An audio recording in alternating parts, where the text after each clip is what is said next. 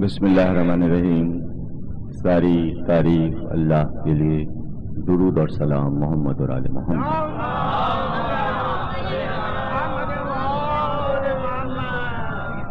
عشرہ جیلم کی نمی تقریر آپ حضرات سماعت فرما رہے ہیں، انسان اور حیوان کے موضوع پر۔ آج شب جیلم ہے اور مجلس کے بعد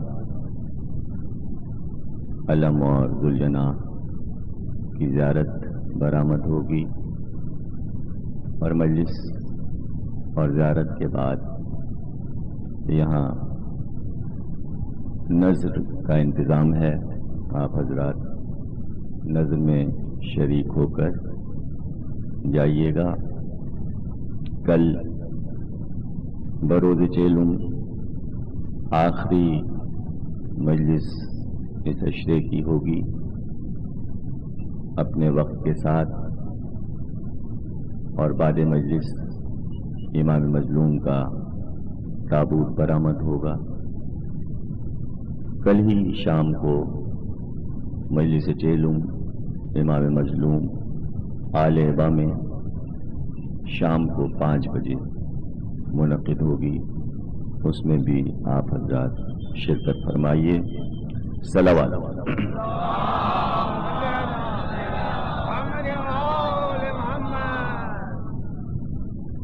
انسان کہ جسے بنا کر اللہ پچھتایا نہیں،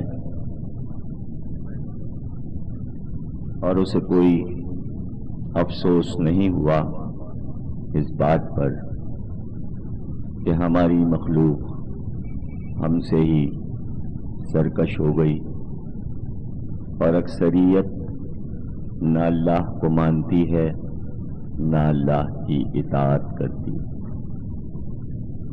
تمام انسانوں نے اپنی اپنی قومیت اور حیثیت کے مطابق اپنے اللہ خود بنا لی، اور اس کی وجہ تھی کہ انسان رحمت معبود کو سمجھ نہ سکا۔ آسمان سے وہ دولت برسانا نہیں چاہتا تھا، بلکہ چاہتا تھا کہ انسان کائنات کی ہر شے کو پہچانے، اس میں مشاہدہ کرے۔ اور اللہ نے کہا کہ ہم نے ہر چیز تمہارے لیے بنائی اور تسخیر کر دی۔ یہ نہیں ہوگا کہ تم ہاتھ پر ہاتھ دھرے بیٹھے رہو اور تمہارے لیے دولت آئے، کھانا آئے، پانی آئے، اور تم آرام کی زندگی گزارو۔ لیکن انسان چونکہ فطرتی طور پر جلد باز بھی تھا، بزدل بھی تھا، بخیل بھی تھا، کاہل بھی تھا، اس لیے اس نے اپنی عقل کو اس لیے استعمال نہ کیا کہ وہ بخیل تھا۔ وہ دنیا کی طاقتوں سے ٹکرا اس لیے نہ سکا کہ بزدل تھا، کارنامے اس لیے نہ کر سکا کہ کاہل تھا، کام اس لیے اپنے بگاڑے کہ جلد باز تھا، اور کام بگڑتے چلے گئے۔ پھر اس کو اپنے معبود کی تلاش ہوئی تو اس نے کہا وہ تو ملتا نہیں، اس لیے خود ہی بنا لو۔ جو دولت دے وہ ہمارا معبود، جو ہمارے لیے لڑے اور طاقت دکھائے وہ ہمارا معبود، جو خزانے لٹائے وہ ہمارا معبود۔ تو انسانوں کی اس کمزوری سے فائدہ اٹھا کر ہوشیار، چالاک، مکار انسانوں نے انسانوں کے دماغوں پر قبضہ کر لیا، اور نمرود نے کہا یہ تو احمق ہیں، آسان ہے ان کے لیے خدا بننا۔ شکار ہو گئے کمعقل لوگ، عیاروں کی عقل کے آگے ان کا زور نہ چلا۔ آخر اطاعت کی، آخر غلام ہوئے، لیکن پھر انسان کے ہی غلام رہے، اپنے سے بڑی طاقت کو ماننے کو تیار نہ ہوئے۔ پھر فرعون خدا بن بیٹھا، پھر شداد خدا بن بیٹھا۔ دولت جس کے پاس تھی اس سے متاثر ہوئے۔ قارون کے پاس سب سے زیادہ سونا تھا تو اسی سے متاثر ہو گئے، حامان سے متاثر ہو گئے۔ جس نے بھی جادو کے شعبے دکھائے اس کے آگے اپنا سر جھکا دیا، معبود کا سجدہ نہ کیا، نمرود کا سجدہ کرنے لگے، فرعون کا سجدہ کرنے لگے۔ شداد نے جنت کی بات کی تو یہی سمجھے کہ جنت شداد بانٹے گا۔ یہ سب شیطان کا پھیر تھا، اس نے دماغوں پر قبضہ کیا، دماغوں میں گھونسلے لگائے اور اس میں انڈے دے دیے۔ جب اس گھونسلے میں الو کے بچے نکلے تو عقل کا نام و نشان نہ تھا، الو تو تھے ہی، گدھے بھی نظر آنے لگے، اور حیوانوں نے کہا یہ ہے انسان جو ہم سے بدتر نظر آ رہا ہے۔ جنگل کے جانوروں نے ایکا کر لیا، انہوں نے کہا یہ تو ساتھ نہیں رہتا، یہ سب ایک دوسرے کے دشمن ہیں یہ انسان۔ لیکن پرندوں نے مظاہرہ کیا کہ اگر 10 چڑیاں اڑ کر دوسرے درخت پہ جائیں گی تو پورا غول جائے گا، اور کئی ہزار چڑیاں ایک ساتھ رہتی ہیں، ایک ساتھ بولتی ہیں، ایک ساتھ اڑتی ہیں، ایک ساتھ رہتی ہیں، ایک ساتھ چپتی ہیں۔ جنگل کے تمام جانور، ہرن ہو، حد یہ ہے کہ گدھے بھی، جنگل کے گدھے بھی غول کے غول ساتھ رہتے ہیں، شیر ساتھ رہتے ہیں، ریچھ ساتھ رہتے ہیں، بندر کی قوم ساتھ رہتی ہے، اپنے جھگڑے خود ہی نپٹا لیتے ہیں، ایک دوسرے کو کھاتے نہیں، ایک دوسرے کو مارتے نہیں، خوش رہتے ہیں جنگل میں اور صحراؤں میں۔ جو غذا اللہ نے دی ہے اس پر شکر کرتے ہیں، اس کے علاوہ کچھ مانگتے نہیں، اور کی ہوس نہیں کرتے، ڈاکہ ڈالتے نہیں، چوری کرتے نہیں۔ انہیں معلوم ہے پوری زمین معبود نے ہمارے لیے بنائی، جہاں گھاس ہے، جہاں باغ ہے۔ زمین میں وسعت ہے، جب ایک چراگاہ ختم ہوتی ہے تو زمین منتقل کرتے ہیں، دوسرے ملک چلے جاتے ہیں۔ اتنی حص ہے ان کے پاس کہ جس ملک میں رہتے ہیں اگر وہاں زیادہ سردی پڑنے لگے تو سردی کے زمانے میں ملک بدل دیتے ہیں اور پاس کے ملکوں میں غول کے غول چلے جاتے ہیں۔ روس کے پرندے جب سردی سے گھبراتے ہیں تو ایران میں آ جاتے ہیں اور امام رضا کے روضے کے صحن میں گویا یہ ان کی زیارت ہے۔ اور شریف پرندے کوئی ہاتھ سے پکڑنا چاہے تو پکڑ لے، ڈرتے نہیں انسان سے، اس لیے نہیں ڈرتے کہ ضامن کے ہاں آئے ہیں۔ کبوتروں نے گھر بنائے تو اب تک کعبے کو گھر بنایا ہوا ہے، مدینے کو گھر بنایا ہوا ہے، کربلا اور روضہ عباس پہ طواف کرتے ہیں، لیکن اتنا ادب، اتنا احترام، اتنی تعظیم کہ کیا مجال کہ روضہ حسین اور روضہ عباس کو کراس کر کے اڑ جائیں، کیا مجال کے زری پر سے اڑ جائیں، بلکہ گنبد کا طواف کرتے ہیں۔ کئی سو پرندے مل کر کئی بار طواف کرتے ہیں، اور کوئی کھڑے ہو کہ اگر گننا چاہے تو ہر بار 7 طواف کرتے ہیں۔ یہ پرندوں کی حص ہے۔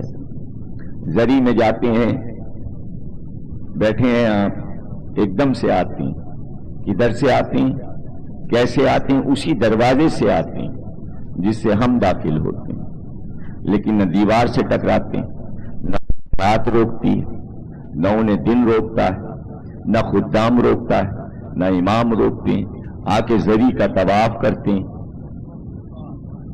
میرے خیال میں آپ لوگوں نے زیارت نہیں کی، ایسے بیٹھے ہیں آپ، اکثریت نے زیارت نہیں کی یا یہ چیزیں نہیں دیکھی۔ ایک مجلس کا یہ بھی فائدہ ہے کہ ہم زیارت کرا رہے ہیں آپ، بھائی قسیم صاحب آپ تشریف لے آئیے یہاں آ رہے. یہ صحت کے سب سے بڑے شاعر جناب قسیم امروی مدد العلی نسیم امروی صاحب کے صاحبزادے.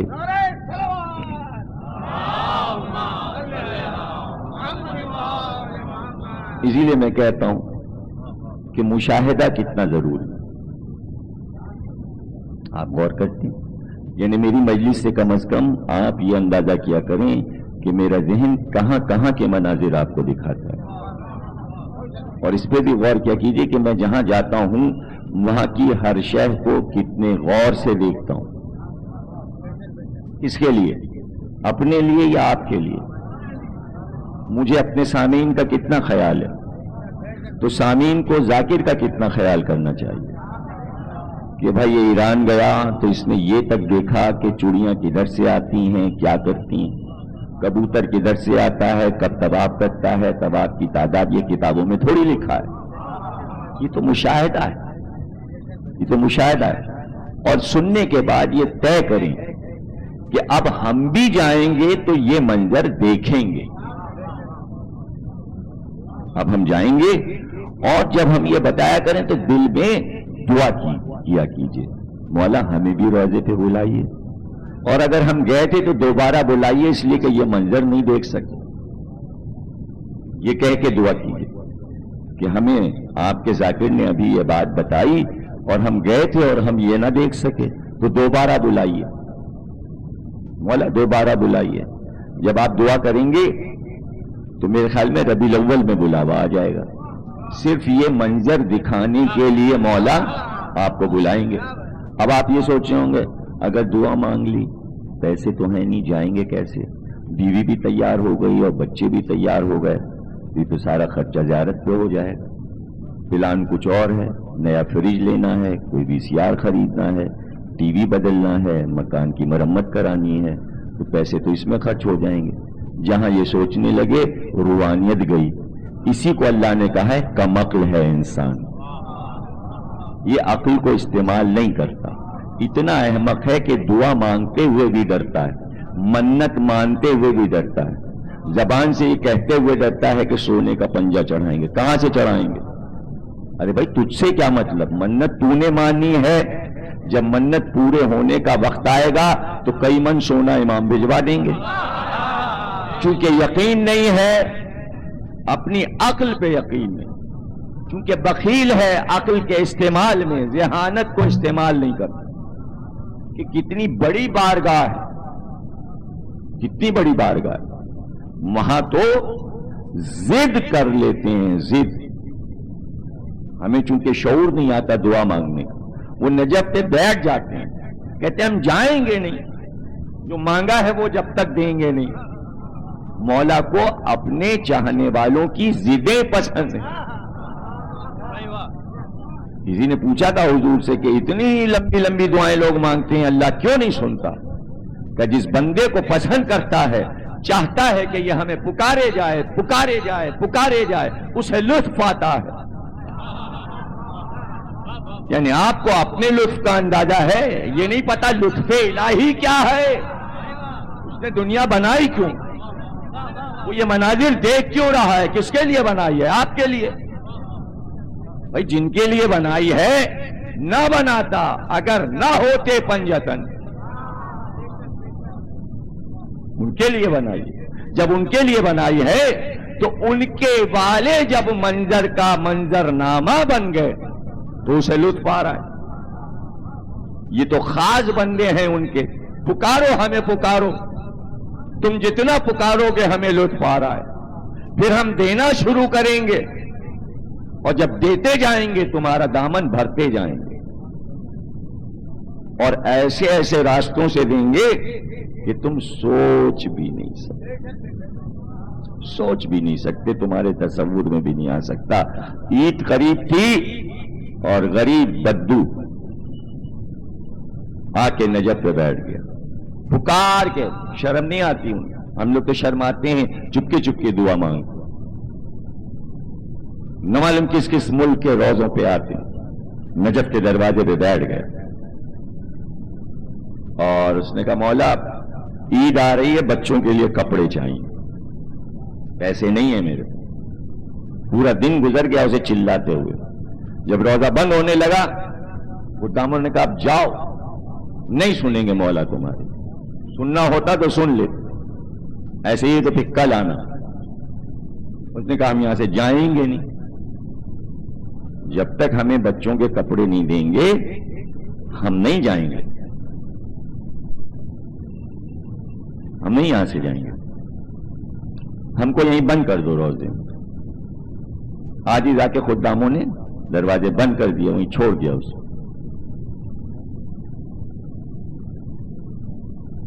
آدھی رات گزری, مولا آئے, کہا وہاں بغداد چلا جا, ابھی بولا محلے میں جانا, وہاں ایک یہودی سوداگر رہتا ہے, اس کے دروازے پہ جا کے کہنا تو مولا علی کا قرض دار ہے, وہ قرضہ واپس کر دے, علی کو دے دے, علی کا قرضہ دے دے, جاؤ سن لیا میں نے تمہارے. مولا نے کہا تھا چلا, پہنچ بھی گیا بغداد. کازمین کی گلی میں پہنچا, یہودی کے دروازے پہنچے. کہاں سے آئے ہو؟ ہم نجف سے آئے, جہاں مولا علی کا روضہ. کیوں آئے ہو؟ مولا علی نے بھیجا. کیا بات ہے؟ تم قرضدار ہو مولا علی کے. مولا نے اپنا قرضہ مانگا, کہا بیٹھو. فنجان بنائی, چائے پلائی. کہا چائے پینے سے پہلے ایک بار پھر کہو کس نے بھیجا ہے؟ کہا علی نے بھیجا ہے. کیا کہا علی نے؟ خود تم سے کیا کہا علی نے؟ کہا کہ قرضہ دے دو, چائے پیو. چائے پی. کہا پھر سناؤ کس نے بھیجا ہے تمہیں؟ کہا علی نے. کیا کہا ہے؟ کہا اس یہودی سے قرضہ لے لو. کہا آپ سنائے جاؤ, تم بھئی یہی کہے جاؤ.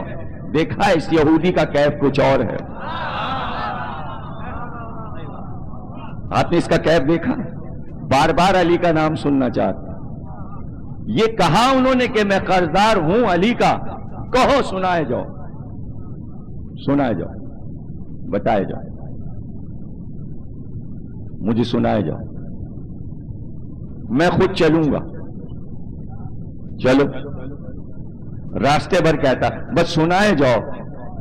کیا کہا علی نے؟ کیسے آئے تم؟ کس نے بھیجا تمہیں؟ کیف آ رہا ہے؟ میں قرضدار ہوں علی کا. ہاں میں قرضدار ہوں علی کا. دریا کا کنارہ آ گیا. کہ سنو, کشتی پہ بیٹھنے سے پہلے میں بہت بڑا جواہرات کا سوداگر ہوں, میرے پاس دنیا کے قیمتی ترین ہیرے ہیں. میں کشتیوں میں سفر کرتا ہوں, ایک ملک سے دوسرے ملک بیچنے کے لیے جاتا ہوں جواہرات.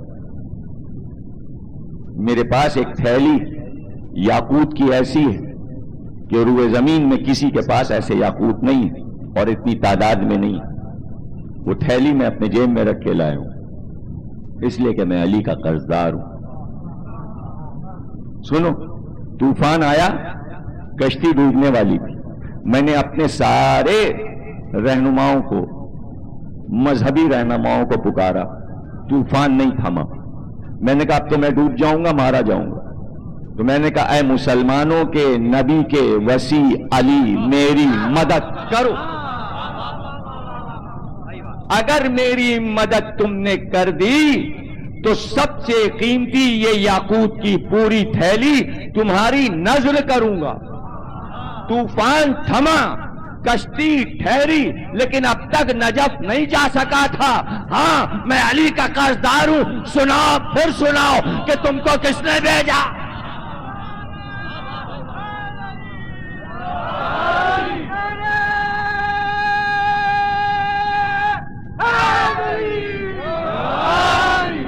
کہ یہ لو, تمہیں بھیجا ہے نا, یہ ہے علی کا قرضہ, یہ تمہارے لیے. یہ لو. ضرورت کیا تھی تمہاری؟ کہ بچوں کے عید کے کپڑے. کچھ سن رہے ہیں آپ؟ کہ ایک بار اور سنا دو, کس نے بھیجا؟ کہا علی نے. کہ کیا کہہ کے بھیجا تھا؟ کہنا کہ سوداگر میرا قرضدار ہے, قرضہ اس غریب کو دے دو. جیسے ہی آخری بار اس نے کہا, گرا اور مر گیا.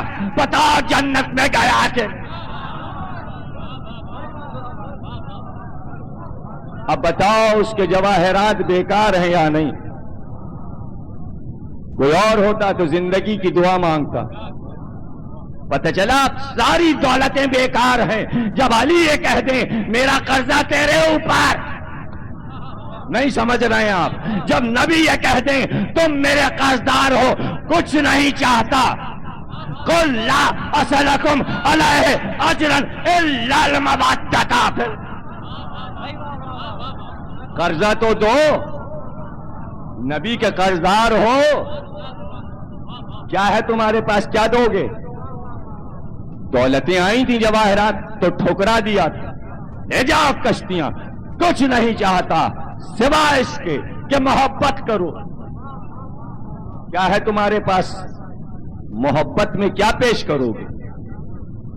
محبت میں کیا پیش کرو گے؟ محبت نام ہے کیفیت کا، سرشاری کا. احسان نہیں کرتے آ کے مجلس میں بیٹھ گئے. قرضہ دینے آئے ہو، گونگے بن کے نہیں بیٹھنا. قرضہ دو، زبان کا قرضہ، کان کا قرضہ، آنکھ کا قرضہ، ہاتھ کا قرضہ، پیر کا قرضہ، ذہن کا قرضہ، عقل کا قرضہ، ورنہ قرضدار مرو گے.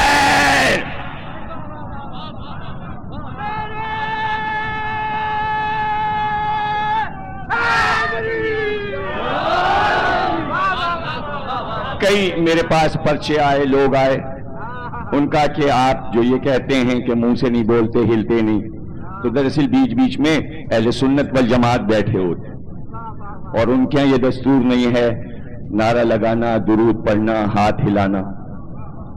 تو بہرحال اب یہ اندازہ ہونے لگا ہے کہ آگے کی طرف بھی اہل سنت آنے لگے اور جو بول نہیں رہے وہ سب سنی ہیں. مجھے اطمینان ہے.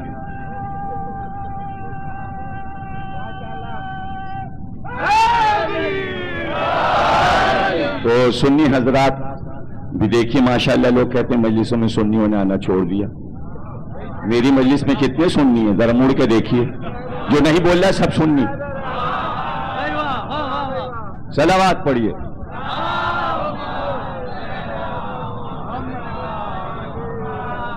دس منٹ کے لیے موضوع آپ نے بدل دیا.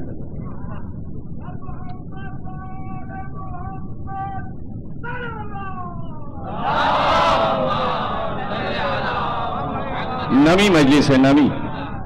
آپ کو تو خود یہ معلوم ہونا چاہیے کہ 7ویں 8ویں 9ویں مجلس کو ہمیں لے کے جانا کیسے. ہمیں تھوڑی لے جانا ہے، مجلس آپ کو لے جانا ہے. 9 دن سے آپ آئے ہیں، آپ کی محنت کا ثمر تو ملے، پتا تو چلے کہ نویں مجلس کیا ہے. یعنی ایمان کی نویں منزل پہ آپ پہنچے. کل ہے 10ویں. مسلمان بننا چاہتے ہیں یا رہنا چاہتے ہیں؟ صرف مسلمان تو رہیے مسلمان.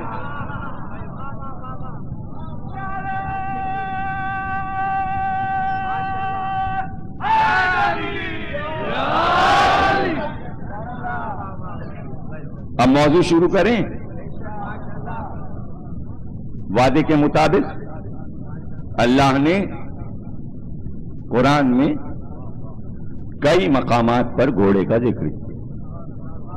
کل شیر پہ مجلس تھی، آج گھوڑے پہ. اتفاق سے عادات و اطوار میں شیر اور گھوڑا بہت ملتا جلتا ہے. جیسا کہ میں نے کہا تھا کہ شیر میں شرافت، متانت، سنجیدگی ہوتی. گھوڑے میں بھی سب سے پہلے فراست، عقل. تمام جانوروں میں سب سے زیادہ عقل مند، اس لیے اسے کہتے ہیں فرس. فرس کا لفظ ہے فراست سے. پہلے گھوڑے کا نام پڑا. اب انسانوں میں جب گھوڑے جیسے ذہانت انسانوں میں آئی پورے روئے زمین پر، تو اس ملک کو کہنے لگے فارس. فارس کی وجہ سے گھوڑا فرس نہیں بنا، فرس کی وجہ سے ایران والے فارس بنے، سلمان فارسی. یعنی ان کی عقل سب سے زیادہ تیز ہے گھوڑے جیسی. بردباری، شرافت اور بزرگی، شیر میں سنجیدگی ہے، گھوڑے میں بزرگی ہے، یعنی بچکانی حرکتیں نہیں کرتا. جس طرح شیر میں چھچھوڑ پن نہیں ہے، گھوڑے میں بھی چھچھوڑ پن نہیں ہے. بہت جلد انسان کی بات کو سمجھ جاتا ہے. تمام جانوروں میں سب سے زیادہ گھوڑے میں یہ حص ہے کہ میرے مالک نے کیا کہا ہے اور مجھے کس طرح عمل کرنا ہے. میدان جنگ میں جتنی محنت انسان کی ہوتی ہے اس سے زیادہ محنت گھوڑے کی ہوتی ہے. اس لیے کہ لڑنے میں مصروف سوار کے پاس اتنا وقت نہیں ہوتا کہ وہ یہ بتائے کدھر مڑنا ہے، کدھر جانا ہے، اس لیے کہ وہ تلوار چلا رہا ہوتا ہے. تو اس وقت اس کے تلوار کے سائے سے گھوڑے کو یہ پتا چلتا ہے اب مجھے کدھر مڑنا ہے، دشمن کدھر سے آ رہا ہے، کدھر سے وار بچانا ہے، کدھر وار لے کے جانا ہے. یہ ہے فراست. بزرگ ایسا کہ اپنی سنجیدگی کو بزرگوں کی طرح برقرار رکھتا. حد یہ ہے کہ اگر میدان جنگ میں یا راستے میں چلتے میں سوار کی کوئی چیز گر جائے تو دانت سے اٹھا کے دے دیتا ہے. یہ ہیں وہ صفات جو عربوں نے لکھی. عرب کی نظر میں گھوڑے کی بڑی اہمیت تھی. اب نہ ہو،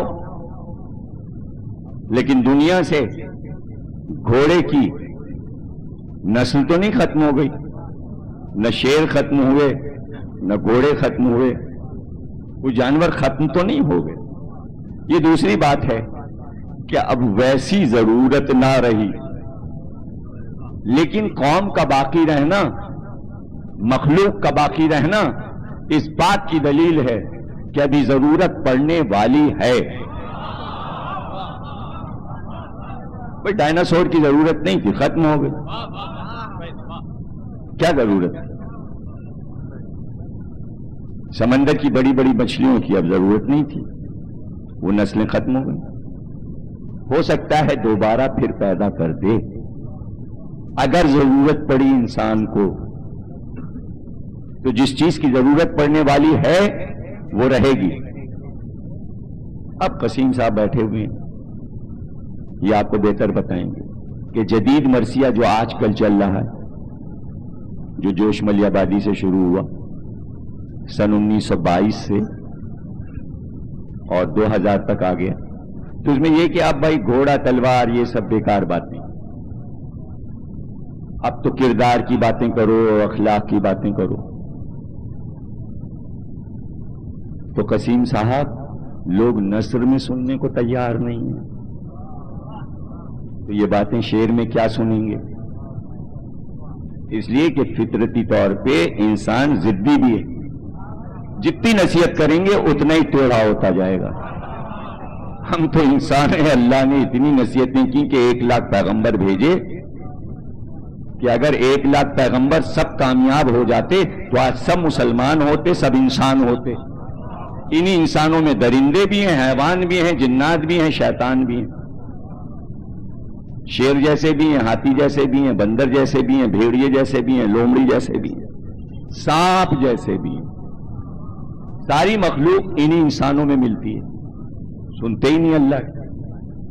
تو جدید مرثیہ کتنا سمجھا لے گا مجھے نہیں معلوم، لیکن وہ سمجھانے کے چکر میں ہم نے گھوڑا بھی چھوڑا، تلوار بھی چھوڑی. لیکن کیا یہ جھوٹ ہے کہ کربلا میں تلوار بھی تھی اور گھوڑا بھی تھا؟ جب تھا تو جو کربلا میں تھا وہ کہنا ہے. چھوڑا کیوں؟ یعنی اب زمین کربلا کی بات نہ کیجیے. زمین تو ہے، چونکہ گھوڑا رہا نہیں تو اب گھوڑے کی بات نہ کیجیے. تلوار رہی نہیں تو نہ کیجیے. لیکن تلوار کی موجودگی اور گھوڑے کی موجودگی یہ بتا رہی ہے کہ پھر ضرورت پڑے گی. اس لیے موضوع بدلا نہیں ہے. یہ دوسری بات ہے کہ قدیم انداز سے نہ کہیے، جدید انداز سے کہیے. اور اب میں بتا دیتا ہوں، آپ دونوں چیزیں موجود ہیں. یہ دنیا جب تباہ ہو جائے گی خود انسان اپنے ہاتھ سے تباہ کر دے گا. تو امام کے آتے ہی کلاشن کو، ہائیڈروجن بم، نائٹروجن بم، میزائل سب ناکارہ ہو جائیں گے. دنیا کے بنائے ہتھیار بیکار ہو جائیں گے، پھسپھسا جائیں گے. جیسے بہت سے زمین دوز بم نہیں پھٹے، کچھ پھٹے کچھ نہیں پھٹے، حالانکہ کروڑوں سے بنے تھے. تو امام کے آنے پر تو ایک بھی نہیں پھٹے گا، کوئی دھماکہ نہیں ہو پائے گا. کائنات کا سب سے بڑا دھماکہ جبریل کی آواز ہوگی کہ وہ آ گئے، اور وہ دھماکہ سب سنیں گے اور سارے دھماکے پھسپھسا جائیں گے. اب جو لڑائی شروع ہوگی تو انگریزوں کی نہ کی بندوق چلے گی، نہ میزائل چلیں گے، نہ ٹینک چلیں گے، سب بیکار. اب کیسے لڑے گا انسان؟ دوبارہ تلوار کا دور آئے گا، تلوار سے لڑے گا. جب تلوار سے لڑے گا تو پھر امام کی ذوالفقار نکلے گی. لڑائی پھر تلوار سے ہونی ہے، وہی گھوڑوں پہ بیٹھ کے جنگ ہونی ہے، ٹینکوں پہ بیٹھ کے جنگ ہونی نہیں. ان کو بھی گھوڑوں پہ بیٹھنا پڑے گا، مسلمانوں کو بھی گھوڑوں پہ بیٹھنا پڑے گا. پھر گھوڑوں پہ بیٹھیں گے، پھر تلوار چلائیں گے. یعنی تلوار کا دور پھر آنے والا ہے، گھوڑوں کا دور پھر آنے والا ہے. جب دور آنے والا ہے تو موضوع کیوں نہ بنے؟ موضوع کیوں نہ بنے؟ اور امام کے آنے سے پہلے ہی گھوڑا مقبول ہو جائے گا. کیا آپ سمجھیں گھوڑا مقبول نہیں ہے؟ دنیا کا کوئی ملک ایسا نہیں ہے جہاں ریس نہ ہوتی ہو. اس اسلامی ملک میں بھی ریس کے اخبارات نکلتے ہیں. آپ نہیں جانتے، ہم لوگ غریب آدمی، ہم لوگ کیا ریس میں پیسہ لگائیں گے؟ کروڑ پتیوں کے پاس کلفٹن میں جائیے، کیسے کیسے گھوڑے پلیں. پنجاب میں جائیے، لاہور میں دیکھیے، ریس کورس میں کبھی جائیے تو دیکھ کے آئیے کیا کیا گھوڑے ہیں، گھوڑوں کے نام کیا ہیں، کتنے ٹرین گھوڑے ہیں. اور نہ جائیے تو ٹی وی پہ بیٹھ کے ریس کا چینل ہی دیکھ لیجیے، مشاہدے کے لیے سمجھنے کے لیے کہ کیسے کیسے جیکی ہیں، کیسے کیسے گھوڑے ہیں. اور کروڑوں روپے ریس پہ خرچ ہوتے ہیں. امام آ کے، امام کا کام کیا ہے؟ یہ رومال یہاں رکھا رہنا چاہیے، یہاں رکھ دیجیے، یہاں رکھ دیجیے. غلط جگہ، اگر غلط جگہ چیز کو رکھ دیا تو ظلم. امام آ کے جگہ بدلیں گے. گھوڑوں کا کام یہ نہیں ہے، گھوڑوں کا کام جہاد کا میدان ہے. اس لیے قرآن میں اللہ نے یہ کہا کہ گھوڑے ہم نے خلق کیے جہاد کی راہ میں تاکہ ہمارے مجاہد استعمال کریں. وہ اللہ کی بات تو غلط نہیں ہو سکتی.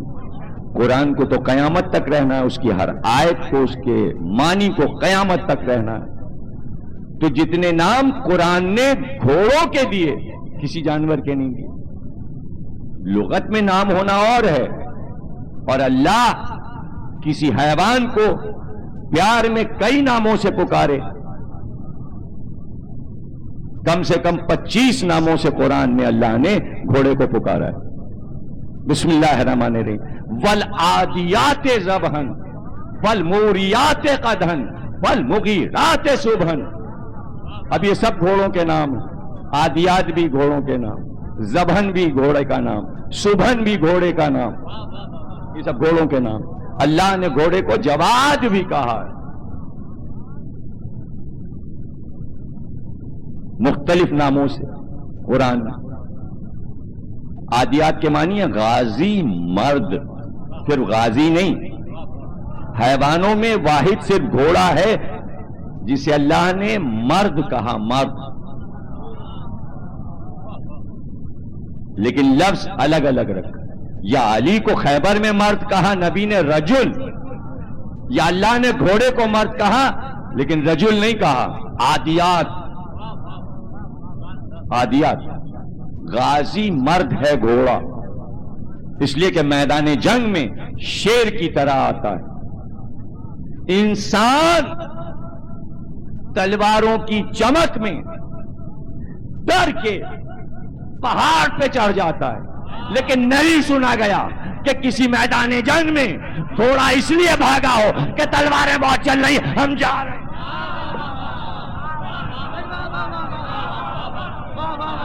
دیکھیں یہ انسان ہے، یہ حیوان.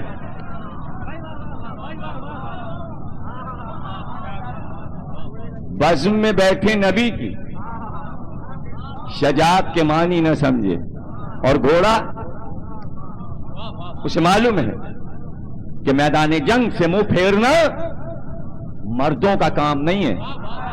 اگر اللہ نے مجھے مرد کہا ہے تو میں اپنی قوم پہ حرف نہیں آنے دوں گا، لیکن وہ ہر انسان گھونگھٹ کھا کھا کے بات.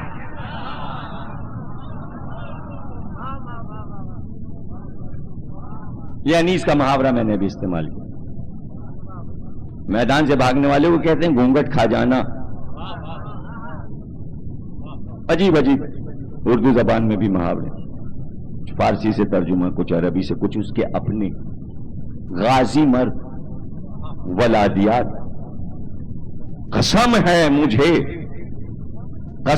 مجھے تیز دوڑتے ہوئے گھوڑوں کی.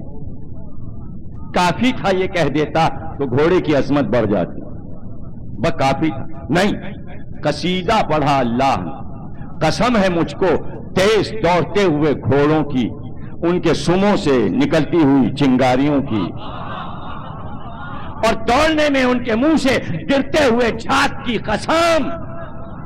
قسم ہے مجھ کو صبح دم رات بھر دوڑتے ہوئے بغیر تھکے صبح کو دشمن پہ ٹوٹ کے گرنے کی قسم. صبح دم فالمغیرات صبحا.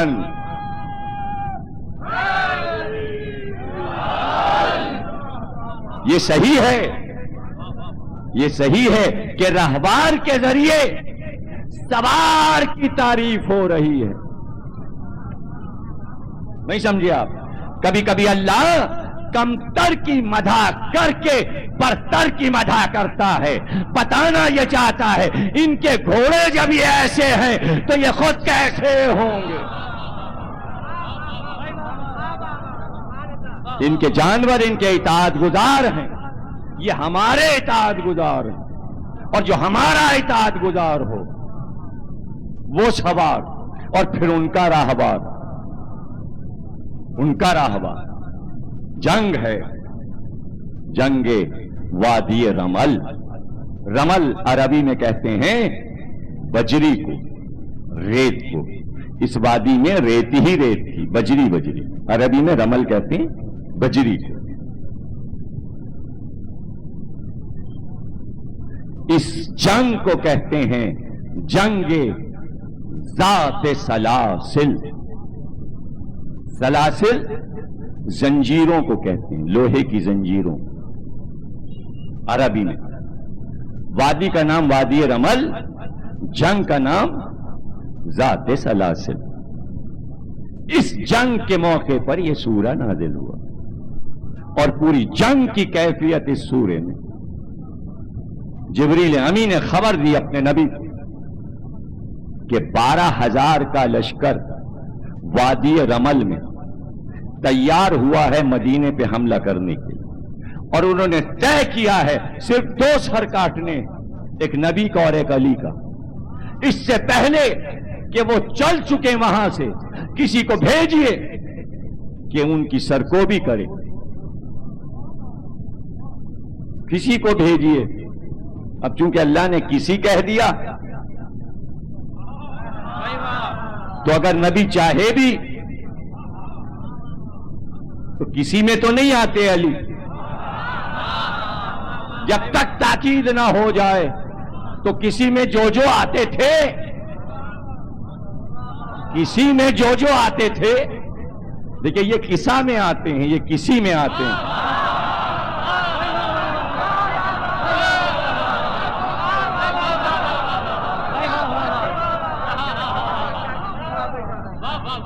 تم جاؤ لشکر لے کے جاؤ، لیکن صرف نبی کی ایک بات یاد رکھنا کہ بے لڑے نہ رہنا، بے جنگ کیے واپس نہ آنا، اور انہیں مار کے آنا، فتح پا کے آنا۔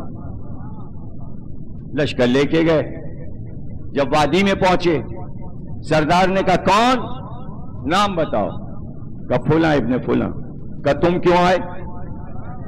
ہماری تم سے کوئی لڑائی نہیں، تم تو ہمارے دوست تھے، وادیوں میں ٹہلا کرتے تھے، تم سے کیا جھگڑا؟ جاؤ واپس جاؤ۔ واپس آ گئے۔ ہم نے کہا تھا لڑکے آنا، انہوں نے کہا تم دوست ہو، تم سے کیا جھگڑا، تو پھر اب ہم کیسے لڑتے؟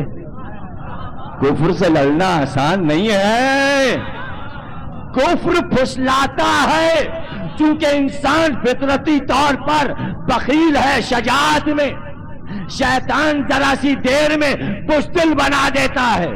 کیسے کیسے حرب شیطان نے استعمال کی۔ عمر ابن عبد ود سے کہا کہ علی کو گرا لو، یہ کہہ کر جاؤ جاؤ تم بچے ہو، میرے بھتیجے ہو، تمہارا باپ ابو طالب میرا دوست تھا، کوئی اور ہوتا تو قدموں پہ گر کے کہتا ہاں چچا جان بالکل آپ چچا ہیں۔ علی نے کہا تو جھوٹا ہے، ایمان اور کفر میں دوستی نہیں ہوتی، کبھی تو میرے باپ کا دوست نہیں تھا۔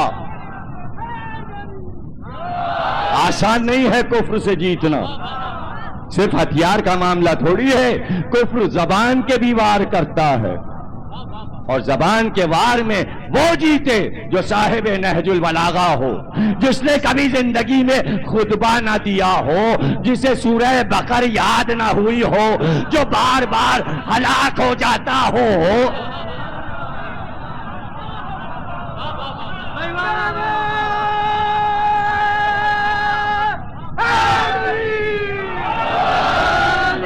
وہ کافروں سے کیسے بات کرے، اور پھر جب آنکھ کا بھی پردہ ہو، آنکھ کا بھی پردہ ہو، چلمنے بار بار گر رہی ہوں تو بات کیسے؟ اچھا تو تم جاؤ، 3 دن تو اسی میں گزر گئے، اب تم جاؤ، تم واپس، تم جاؤ، حکم آیا علی کو بھیجیے، کسی اور ہے، علی اور ہے، کسی میں نام نہیں آتا، جب علی کو بھیجنا ہو تو نام آتا ہے، علی کو بھیجیے، یہ میدان کسی سے فتح نہیں ہوگا۔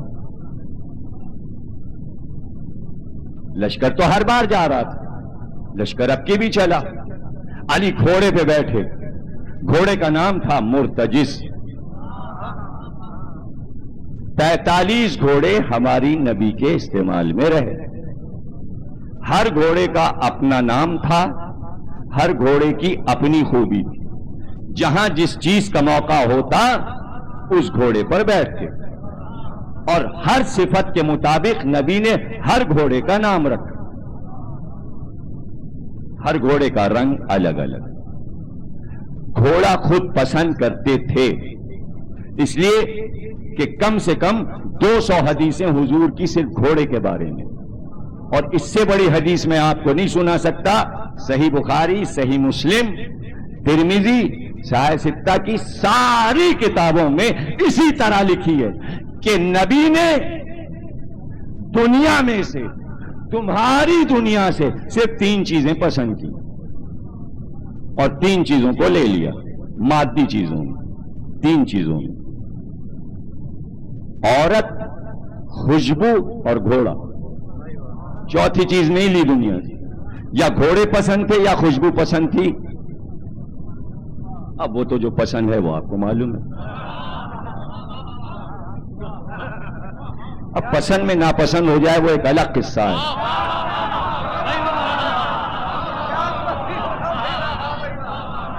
وہ الگ مسئلہ، ذرا غور کیجئے گا، انسان اور حیوان، پسند کر کے کہہ دیا ناپسند، 45 گھوڑے آئے لیکن نہیں ملتا تاریخ میں کہ کبھی کہو علی یہ گھوڑا پسند نہیں، نکال دو۔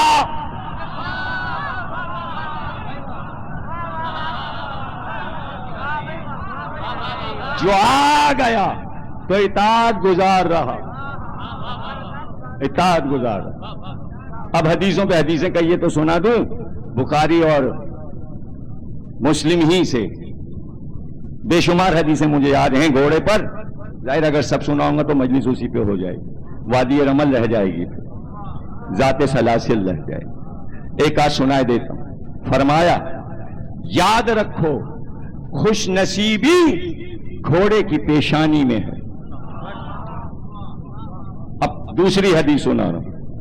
فرمایا تین چیزوں میں یا بد نصیبی ہے یا خوش نصیبی، یا منحوس ہوں گی یا سعید ہوں گی۔ تین چیزیں، تین چیزیں، عورت، مکان، گھوڑا۔ پھر عورت آ گئی، یعنی یا خوش نصیب ہے یا بد نصیب۔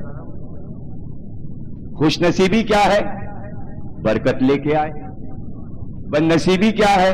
سبز قدم ہو۔ نہیں سمجھا؟ ابھی قدم کس کے آتے ہیں؟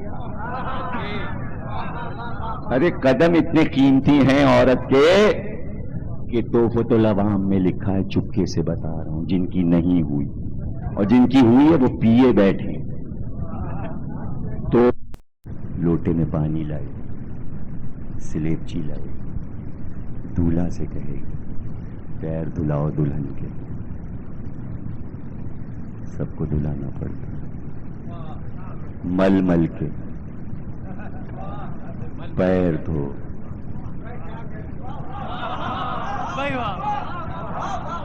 جو دھو چکے بھولے بیٹھے، پانی پیے بیٹھے، پی گئے تم نہ پی جانا، دھلانے تو پڑیں گے۔ اور پھر اب حضور کی حدیث آگے ہی لکھی ہے، کیوں؟ پانی لے کے مکان کے چاروں طرف چھڑکو، برکت آ گئی۔ مگر مردی اگر سبز قدم آئی ہے تو، گھر اجاڑنے آئی ہے تو، گھر سے باہر نکلنے آئی ہے تو،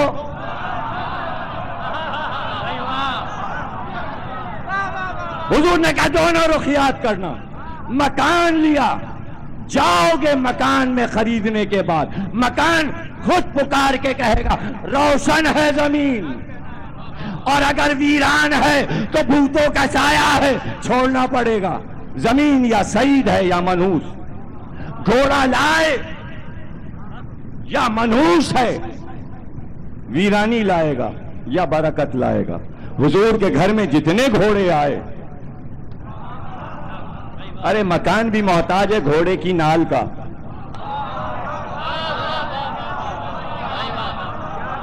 گھوڑا حاوی ہے سب پر، گھوڑا حاوی ہے، نہیں سمجھیں؟ تین چیزوں میں حاوی۔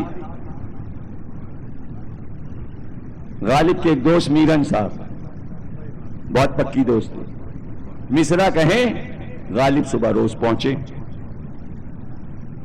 صرف اس لالچ میں کہ ایک مصرع سنائیں گے، ہم مصرع لگائیں گے۔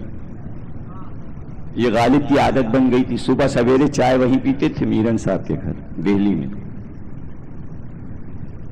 ہاں تو میرن صاحب مصرع ہوا، کہا یہ ہوا، انہوں نے مصرع پڑھا، انہوں نے مصرع فوراً لگا دیا۔ دہلی میں مشہور ہو گیا غالب کا شعر، میرن صاحب کا کوئی نام ہی نہیں لیتا، اس لیے کہ جو مصرع ثانی لگاتا ہے شعر اس کا ہو جاتا ہے۔ مصرع اول والے کو کوئی یاد نہیں رکھتا، ثانی سب کو یاد رہتے ہیں۔ حرکتیں ایسی ہیں، کیوں؟ اس لیے کہ اس میں قافیہ بھی ہے، اس میں ردیف بھی ہے۔ پہلے مصرے میں قافیہ اور ردیف نہیں ہے، ابھی بیچ والے ہی میں تو ہوگا ردیف اور قافیہ۔ کچھ بھی نہیں سمجھے، نہ ثانی کے مطلب معلوم، نہ ردیف کے معنی معلوم، نہ قافیے کے معنی معلوم۔ وہ میں مجلس پڑھ رہا ہوں اور آپ سن رہے ہیں۔ شاعری سے بھی شغف رکھیے، ذرا قسیم صاحب کے مرثیے سن کے دیکھیے، پھر آپ کو قافیے کے معنی معلوم ہو۔ ردیف کے معنی معلوم ہے اور ثانی کے بھی معنی معلوم ہو جائیں گے. اب چونکہ ثانی آپ بولتے نہیں, آپ کیا بولتے ہیں؟ اجی یہ کہاں سے خرید لائے؟ لالو کھیت سے لائے. ارے ہٹائیے, نمبر 2 ہے. چونکہ نمبر 2 کے عادی ہیں نا, اور کراچی میں نمبر 2 بہت ملتا ہے, اورنگی میں بھی ملتا ہے, لالو کھیت میں بھی ملتا ہے. جہاں کوریا نے کوئی چیز بنائی انہوں نے جلدی سے نمبر 2 بنا دی. انہیں وہ نہیں پسند نمبر 2. ثانی غالب کا شعر ان کا. ایک دن جو پہنچے کہ مصرع ہوا, کہ ہوا تو ہے لیکن اتنا عمدہ ہے سنائیں گے نہیں. کہ کیوں؟ کہ تم مصرع لگا کے شعر بنا لیتے. یہ مصرع اتنا اچھا ہے کہ اس پہ میں ہی لگاؤں گا مصرع, چاہے کتنے ہی دن میں لگے, تو میں نہیں سناؤں گا. اب تو پریشان غالب. کچھ دیر چپ رہے, اس کے بعد کہا دیکھیے میرن صاحب میں وعدہ کرتا ہوں مصرع سنا دیجئے, بے قراری بہت ہے, میں مصرع نہیں لگاؤں گا. کب وعدہ کرتے ہو؟ کہاں وعدہ. کرسی پہ غالب بیٹھے تھے, ہتھے پہ دونوں ہاتھ رکھے ہوئے تھے ایسے, مصرع سننے کے لیے تیار. کہ سنو رات میں مصرع ہوا, اسب و زن و شمشیر وفادار می دید. گھوڑا, عورت اور تلوار دنیا میں کس ہستی کے پاس تھی کہ تینوں چیزیں وفادار تھیں؟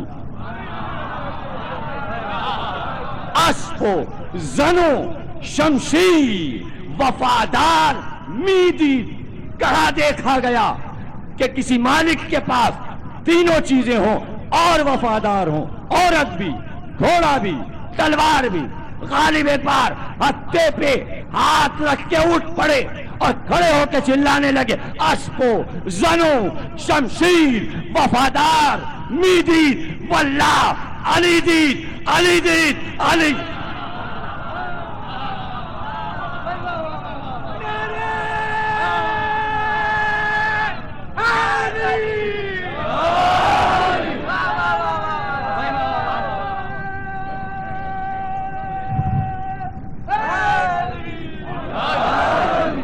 صرف علی کو دنیا میں دیکھا گیا. کیا کہا تھا میں نے جملہ؟ گھوڑا وفادار مل جائے گا. قرآن نے اعلان کیا نوح اور لوط کے لیے, تمہاری بیویاں تمہاری اہل نہیں ہیں, غدار ہیں, غدار ہیں. علی کو فاطمہ زہرا جیسی زوجہ ملی, ذوالفقار جیسی تلوار ملی, ذوالجناح جیسا گھوڑا ملا. اسب و زن و شمشیر وفادار ملی. فکر کائنات میں اٹھا کے دفتر دیکھیے فارسی, عربی اور اردو کے, بڑی گھوڑے کی تعریفیں. لیکن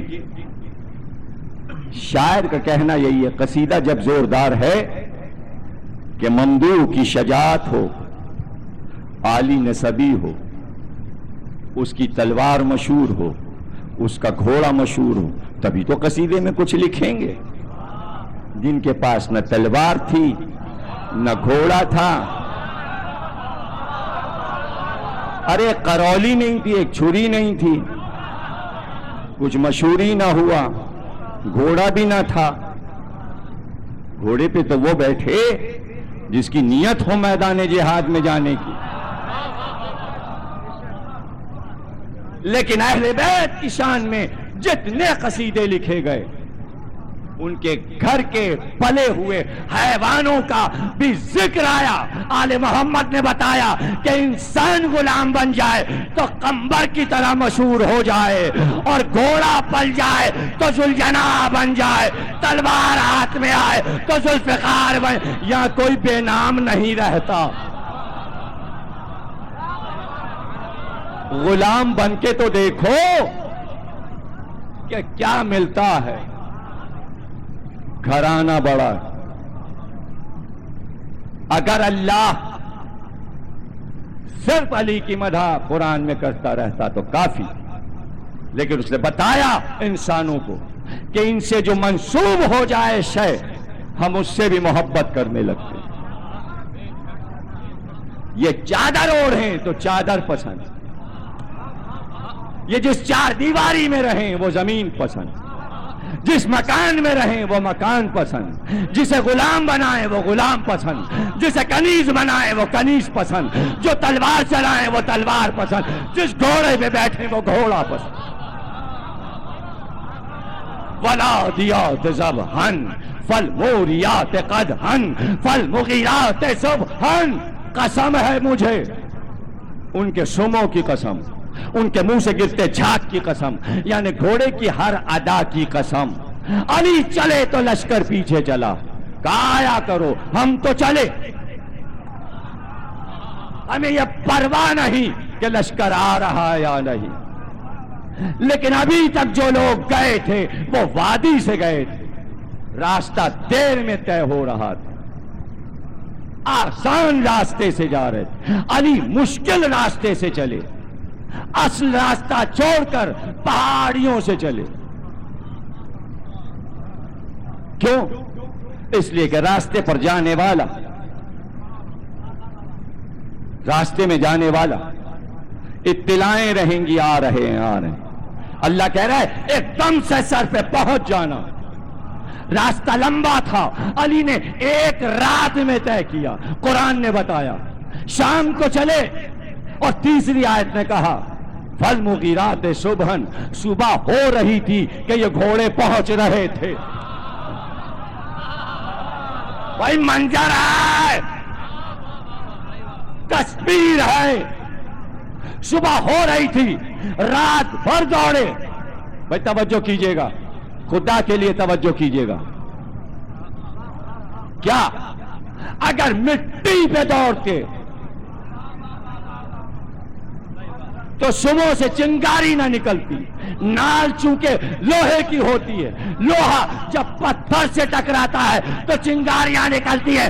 اللہ نے راستہ بتایا کہ پہاڑیوں پہ جا رہے تھے, سموں سے چنگاری نکل رہی, سموں سے چنگاری نکل رہی. اور چونکہ محنت کر رہے تھے پہاڑیوں پر دوڑنے میں تو منہ سے جھاگ گر رہا تھا. اور ہمت توڑ نہیں رہے تھے کہ منزل تک سوار کو پہنچانا ہے تو پہنچا کے دم لیا. تو اللہ نے کہا میں آج قسم کھاتا ہوں کہ یہ گھوڑے وفادار. گھوڑا ایک علی کا تھا, لیکن ایک کی وجہ سے قسم میں سارے گھوڑے آ گئے جن پہ نبی بیٹھے. اس لیے کہ ان سب کو کربلا جانا تھا, آخری منزل کربلا تھی. قسم وادی رمل سے شروع ہوئی, کربلا پہ ختم. کیوں کربلا پہ ختم ہوئی؟ اس لیے کہ یہ حیوان اپنی نصرت یہاں دکھائے گا. یہ آغاز ہے, وہ شباب ہے, وہ حیوان کا شباب ہے کہ حیوان جب انسان کا دوست بنتا ہے تو سرکشی نہیں کرتا, منہ نہیں پھیرتا, نصرت کرتا ہے, مدد کرتا ہے, مالک کو, سردار کو میدان سے چھوڑ کر نہیں جاتا, چھوڑ کر نہیں جاتا. اور پھر اسی سورہ میں اعلان کر مگر یہ انسان بڑا سرکش ہے. گھوڑوں کی تعریف کر کے اللہ نے کہا انسان بڑا سرکش ہے, یہ غداری بھی کرتا ہے, یہ مالک سے منہ بھی موڑتا ہے, لیکن باہر حیوان. میدان جنگ میں پہنچے, 8 پہلوانوں سے مقابلہ ہوا. لڑائی پڑھوں تو رات گزر جائے. کبھی اگر موقع ملا کس طرح مقابلہ ہوا, کیسے مارا علی نے, جنگ کیسے ہوئی, یہ ایک موضوع ہے.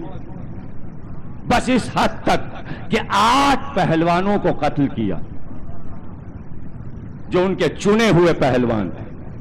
اب وہ بے بس ہو گئے, وہ بھاگنے لگے. علی نے 12,000 کو چاروں طرف سے گھیر کر زنجیروں میں باندھ لیا. 12,000 کو زنجیروں میں باندھنا، اس لیے لڑائی کا نام پڑا ذات سلاسل، جس میں تمام لوگ زنجیروں میں باندھ لیے گئے اور کھینچتے ہوئے علی مدینے لائے۔ 12,000 قیدی، آگے آگے علی، ادھر علی نے میدان فتح کیا۔ صبح کا وقت تھا، نبی مسجد میں آئے، نماز صبح کی پڑھا رہے تھے، ادھر علی سب کو باندھ رہے تھے۔ جبریل آئے، کہا آج سورہ الحم کے بعد صبح کی نماز میں یہ سورہ پڑھیے، والعادیات ضبحا فالموریات قدحا فالمغیرات۔ نماز ختم ہوئی۔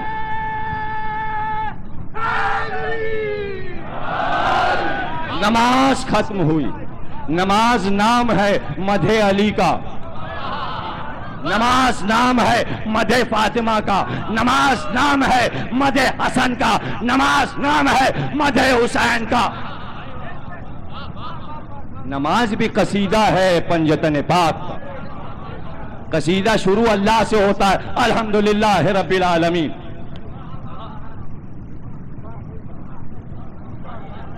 مالک یوم الدین، یہاں سے مدح شروع ہو گئی نبی کی۔ محشر کا مالک اللہ نہیں آئے، مالک بنا چکا نبی کو، ساقی کوثر کو، جنت کے جوانوں کے سردار کو۔ اب پورا سورہ پڑھ کے دیکھ لینا۔ اللہ یہ نہیں کہتا میرے دشمنوں پہ لعنت، یہ وللظالین اللہ نے اپنے لیے نہیں کہا کہ میرے دشمن۔ انعمت علیہم، ان کے دشمن جن پر میں نے اپنی نعمتوں کو تمام کیا۔ اتممت علیکم نعمتی، اب ان کے دشمن والضالین، گمراہ ہیں یہ، ان کے راستوں پہ نہ چلنا۔ صرف مدح نہیں ہے نماز اہل بیت کی، علی کے دشمنوں کی قدح بھی ہے، نماز تولا بھی ہے، نماز تبرہ بھی ہے۔ اگر قبول ہو گئی تو تولا، اگر منہ پہ مار دی گئی تو تبرہ۔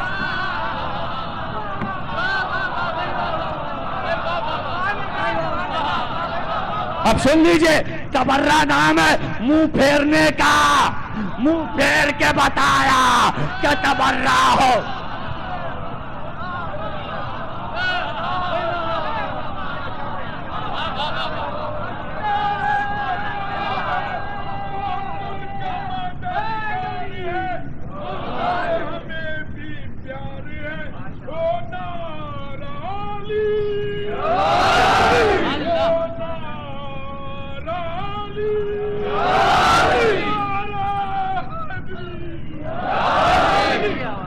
نماز ختم ہوئی، کہا یا رسول اللہ کیا کوئی نیا سورہ آ گیا؟ کہا ابھی نازل ہوا ہے۔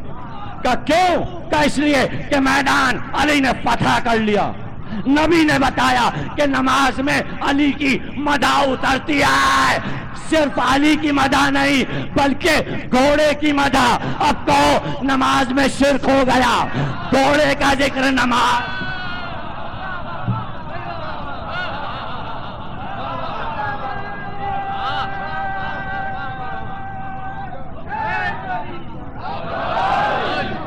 گھوڑے کا ذکر، جانور کا، حیوان کا ذکر نماز میں۔ اب سمجھے انسان کیا ہے، حیوان کیا۔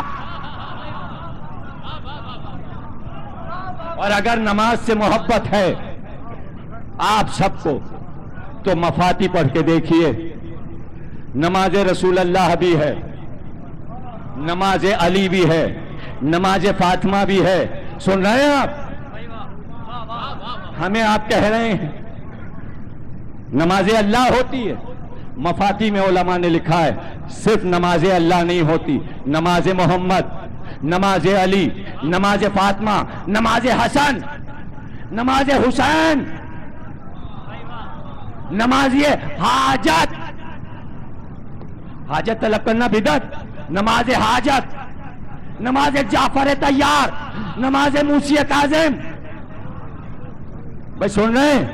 لیکن جتنی نمازیں ہیں سب میں یہ شرط ہے کہ یہ جلالی نمازیں ہیں، تو وہ سورہ علم کے بعد پڑھو جو جلالی ہے، اور جلالی سوروں میں سورہ فتح کے ساتھ والعادیات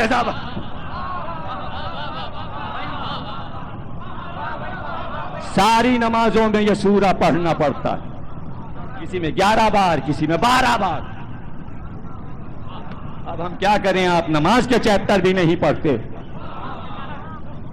میں تو اصول دین پڑھا پڑھا کے تھکا جا رہا ہوں، فروع دین تو بہت پڑھایا جا رہا ہے، کیوں یاد نہیں ہوتا، کیوں اثر نہیں ہے؟ ہم نے تو مجلس پڑھائی، بچہ بچہ مجلس ہی ہے۔ تم نے زکوٰۃ پڑھائی تو سب زکوٰۃ دیں، تم نے خمس پڑھایا تو سب خمس دیں۔ بھائی مودت تو بٹ رہی ہے، محبت کا اظہار تو ہو رہا ہے، سبق میں اثر نہیں۔ سبق میں اثر اس لیے نہیں کہ جب تم اپنا بنا کے پیش کرو گے تو کوئی اثر نہیں لے گا۔ یہ نہ کہو کہ نماز پڑھا کرو، یہ نہ کہو کہ روزہ رکھا کرو، یوں کہو علی نماز ایسے پڑھتے تھے، حسن نماز ایسے پڑھتے تھے، حسین نماز تو پڑھیں گے، بچوں نے روزہ یوں رکھا کہ ملک روٹی لینے آیا، فاطمہ نے زکوٰۃ یوں دی، علی نے رکوع میں زکوٰۃ یوں دی، تو اب محبت ہوگی فروع سے، بغیر اصول کے فروع سے محبت نہیں ہوتی۔ اسی لیے خون خراب ہو رہا ہے، خراب خون، بدتمیزی، بدتہذیبی اہل بیت کی شان۔ 3 برس سے ایک بدماش اپنے آپ کو میجر کہتا ہے، مجلس میں پہنچتا ہے، کہتا حسین بچے دے ہی نہیں سکتے، بیچ مجلس میں کھڑے ہو جاتا ہے، ذاکر کو ٹوکتا ہے، کہتا ہے بیٹے تو اللہ دیتا ہے۔ مشہور ہے شیطان کی طرح، یعنی میں ابھی 1 ہفتے پہلے اسے نہیں جانتا تھا، لیکن جب قوم سے انٹرویو ہوا تو پتہ چلا پوری قوم اسے جانتی۔ لیکن کس طرح جانتی؟ کسی نے مجھے اس کا نام خورشید بتایا، کسی نے ارشد، کسی نے عباس۔ شیطان کئی ناموں سے مشہور ہے، ابلیس، شیطان، مردود، کم از کم 3 ناموں سے تو بدماش ضرور مشہور ہوتا ہے۔ وہ آتا ہے، نہ اسے کوئی روکتا ہے، نہ اسے کوئی ڈانٹتا ہے۔ بہرحال ہماری مجلس میں جب اس نے یہ کہا کہ حسین نے بچے کسی کو نہیں دیے، تو 4-5 آدمیوں نے اسے خوب لات گھوسے مارے، یوں بھی لنگڑا ہے وہ ایک پیر سے، تو کسی نے ایکشن نہیں لیا اس کے خلاف۔ 3 برس سے وہ مجلسیں خراب کر رہا ہے۔ ہم نے ایکشن لیا، پاک آرمی سے ہم نے پوچھا کہ آپ کا کوئی میجر آتا ہے مجلس میں مجلس خراب کرنے؟ تو اس کے معنی آرمی بدنام ہو رہی، وہ اپنے آپ کو میجر کہلوا رہا، اور اگر وہ آپ کا آدمی نہیں ہے تو آپ اس سے برات کا اعلان کیجئے۔ اس لیے کیس ہم نے ISI کو دے دیا ہے، ڈائریکٹ اسلام آباد سے، چھپا ہوا ہے، اس کی تلاش جاری ہے، جس وقت بھی اب مجلس میں نظر آیا گرفتار ہو جائے گا، اس لیے کہ اس نے جرم کیا۔ ایک جرم حکومت پاکستان کا، دوسرا جرم حسینی تہذیب اور مجلس کا جرم، کہ یہاں مجلس میں آ کر حسین کی شان میں گستاخی، تحریک جعفریہ وغیرہ جو 2-3 بنی ہوئی ہیں، موسوی گروپ اور کون گروپ اور ساجد اور یہ ترابی گروپ، اور یہ سب مل کے یہ سب کرا رہے ہیں، اس لیے کہ ان کو معین حیدر نے میل کروا دیا سپہ صحابہ اور تحریک جعفریہ کا، تو اب سب مل کے کام کر رہے ہیں، اور کام جو ہو رہا ہے وہ امام حسین کے خلاف ہو رہا ہے۔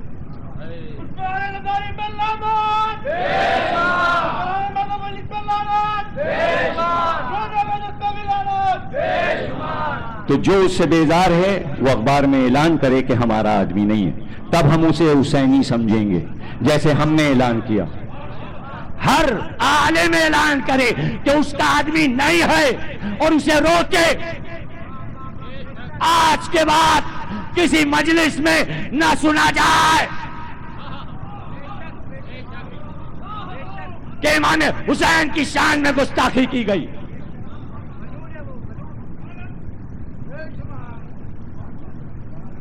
مظلوموں کی محبتوں سے آپ فائدہ اٹھانا چاہتے ہیں، وہ معاف کرتے ہیں، معاف کرتے ہیں، معاف کرتے ہیں۔ بہت معجزات چھوڑ دیا، مجرم ہے، ہاتھ پہ اٹھایا علی نے بلند، پٹک دوں، ایسا کیا، جا معاف کیا، تیرا نام اصغر ہے۔ سینکڑوں واقعات سنا دوں، نام کا فائدہ نہ اٹھائیں۔ وہ بڑے مہربان، بڑے شفیق، پہلے وہ معاف کرتی، پہلے وہ معاف کرتی۔ لیکن اگر عباس کو جلال آ جائے تو عباس کو پھر کوئی روکتا نہیں ہے۔ اس لیے مظلوموں کی شان میں کوئی گستاخی نہ کرے، اس لیے کہ انہوں نے انسان کی بھلائی کے لیے زندگیاں گزاری۔ رسول نے جب بھی مدح کی، اس لیے مدح نہیں کی کہ عزیز ہیں، رشتہ دار ہیں، اس لیے مدح کی یہ دیکھو کارنامہ کیا کیا، کام کیا کیا۔ جیسا ہی نبی کو پتا چلا علی آ رہے ہیں، وادی رمل کی آمد ہے، نبی مسجد سے اٹھے، کا استقبال علی کا ہم کریں گے۔ سب چلے، امت ساتھ چلی۔ کہ یا رسول اللہ گھوڑے پہ بیٹھیے، کہ نہیں پیدل چلیں گے۔ آج علی کا استقبال پیدل کریں گے۔ ادھر سے اطلاع آئی کہ نبی آپ کے استقبال کو آ رہے ہیں، لیکن پیدل ہیں۔ علی نے سامنے دیکھا کہ نبی پیدل آ رہے ہیں، چاہا علی نے کہ پیادہ ہو جائیں، گھوڑے سے اتر جائیں۔ توجہ کیجئے گا میری طرف، اتر جائیں۔ نبی تیز قدم سے دوڑے اور دوڑ کر لجام پہ ہاتھ رکھا، کالی اترنا نہیں، حکم الہی ہے، مدینے میں یوں ہی داخل ہو، اور حکم یہ ہے کہ لجام پکڑ کر گھوڑے کو میں لے کے چلوں اور تم گھوڑے میں بیٹھے رہو۔ اسے کہتے ہیں ذوالجناح۔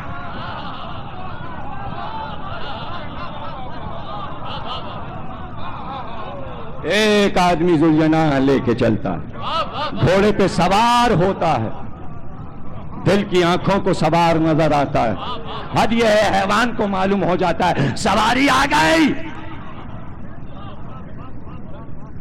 یہ معجزہ دیکھنا چاہیں تو جب بھی دیکھ، جب گھوڑے کے بدن میں تھرتھری ہو جائے، سواری آ گئی۔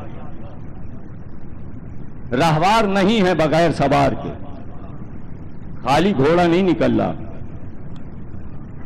صاحب ذوالجناح خود آتا ہے۔ پوری زندگی میں 40 گھوڑے خریدے اور سب کے نام رکھے۔ یہ لحیف ہے، کیوں؟ اس کے گردن کے بال ایسے چھائے ہوئے جیسے لحاف اوڑے ہوئے۔ یہ لیزاج ہے، یہ زمینوں کو جلدی طے کرتا ہے۔ یہ الورد ہے، اس کا رنگ گلاب کے پھولوں جیسا۔ 5 برس کے تھے، اور جب عبد المطلب شاہ یمن ابن سیف سے مل کے آئے، چلنے لگے، تو اس نے کہا کچھ راز کی بات بتانا چاہتا ہوں جو میں نے اپنی کتابوں میں پڑھا۔ عبد المطلب نے کہا کیا؟ کہ ہم نے یہ سنا ہے کہ مکے میں ایک نبی پیدا ہوگا، میں چاہتا ہوں کچھ تحفے لے جائیے، جب وہ نبی ظہور کرے تو اسے دیجیے گا، ہو سکتا ہے میں اس پر زندہ نہ رہوں۔ یہ کچھ یمنی چادریں ہیں، کچھ نیزیں ہیں، کچھ تلواریں اور یہ کچھ گھوڑے۔ عبد المطلب نے گھوڑوں کو ملاحظہ کیا، ان چادروں میں کی ایک چادر کسا ہے، جسے کسا ہے یمانی کہتے ہیں، اس میں کا ایک نیزہ ہر وقت نبی کے ساتھ رہا۔ ان گھوڑوں میں 4 گھوڑے 120 برس زندہ رہے۔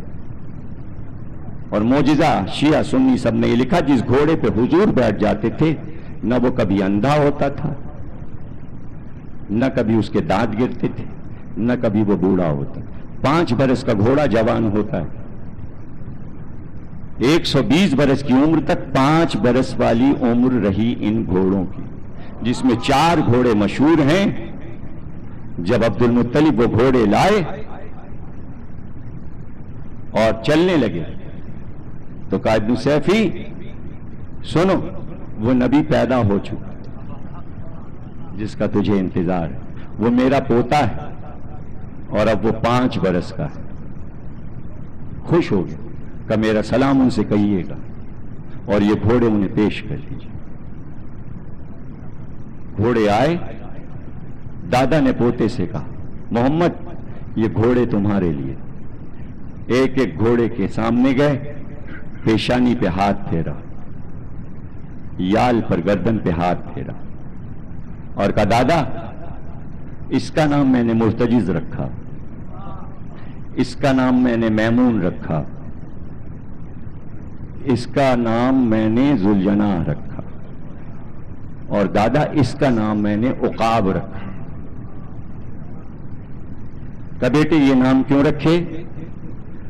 کہ اس میں میں صفت دیکھ رہا ہوں کہ اس کی آواز بادل کی گرج کی طرح ہے۔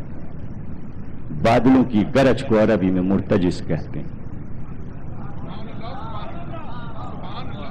اس کا نام میں نے میمون اس لیے رکھا کہ یہ سبزہ رنگ ہے اور سبزی میں برکت ہے، میمون کے معنی برکت ہے۔ اس کا نام دادا ذوالجناح اس لیے رکھا کہ یہ چلنے میں ایسا لگتا ہے جیسے پرندہ اڑ رہا، جنا کے معنی پر ہیں، 2 پروں والا، یہ پرواز کرتا ہوا لگتا ہے، اس لیے اسے ذوالجناح کہوں۔ کہ اس کا نام عقاب کیوں رکھا؟ کہ اس کا چہرہ شیر کی طرح ہے، پرواز اس کی عقاب کی طرح ہے، سرخ رنگ گھوڑا، اسے ہم عقاب کہیں۔ کہ بیٹھو گے کس پر؟ کہ باری باری سب پر بیٹھیں گے دادا، لیکن اس وقت ہم عقاب پر بیٹھیں گے۔ عقاب کے لیے لکھا ہے کہ عقاب 9 پشتوں کے بعد حضرت ابراہیم کے گھوڑے کی نسل میں تھا، اور پورا شجرہ اس کا لکھا ہے۔ جیسے ہی اس کے قریب گئے اس نے اپنے ہاتھ پیر چھکائے اور سواری دی۔ جب نبی سوار ہوئے تو اس نے ایک سیحہ کیا اور یہ کہا کہ یا نبی اللہ آپ کو معلوم ہے میں نے اپنی پشت پر کسی کو بیٹھنے نہیں دیا، میں نے اپنی پشت پر کسی کو بیٹھنے نہیں دیا، چونکہ عقاب نے نبی سے یہ کہا تھا کہ سوا آپ کے اس پر کوئی بیٹھے گا نہیں، تو نبی نے ہمیشہ عقاب پہ سواری کی، کوئی اور عقاب پر بیٹھا نہیں۔ لیکن اگر کوئی بیٹھا تو پھر وہ شبیہ نبی تھا۔ عقاب نے یہ شکوہ نہیں کیا کہ علی اکبر کیوں بیٹھے، اس لیے کہ اس کا تو وعدہ ہی ہے، وہ بیٹھے جو نبی جیسا ہو۔ کربلا میں جب صبح ہوئی اور لشکر کو حسین نے ترتیب دیا، یہ میسرہ ہے، یہ میمنہ ہے، یہ قلب لشکر ہے، جب علم اور نیزے بانٹے اور جب سواریاں بٹنے لگیں، ترتیب ہونے لگی، تو غلام سے اشارہ کرتے جاتے گھوڑے لاؤ۔ جب مرتجز آیا کہ عباس یہ تمہارے لیے، ولادیات ذبح، تم ہم شکل علی ہو، تم ثانی علی ہو، تم اس پر بیٹھو۔ جب میمون آیا کہا قاسم یہ تمہارے لیے، اور جب ذوالجناح آیا کہا اس پر ہم بیٹھے۔ لیکن جب عقاب آیا سینے کو نکالے ہوئے کہا علی اکبر یہ تمہارے لیے، علی اکبر یہ تمہارے لیے۔ تقریر ختم ہو گئی، اتنا وقت نہیں کہ میں بتاؤں کہ کربلا میں مرتجز نے کیا کیا۔ آپ کو معلوم ہے کہ عباس کیسے لڑے؟ تیروں کی ایک چادر تھی جو عباس کی طرف آ رہی تھی اور برستے تیروں میں گھوڑا بڑھتا جاتا تھا، لیکن ایک حیوان نے وہاں اپنی نصرت کا ثبوت دیا کہ جب لہروں میں، فرات کی لہروں میں گھوڑے کو ڈال دیا، کہ 3 دن کا پیاسا ہے تو پانی پی لے، تو گردن کو بلند کر کے کہا میری شاہزادی سکینہ پیاسی ہے، میں پانی کیسے پی لوں؟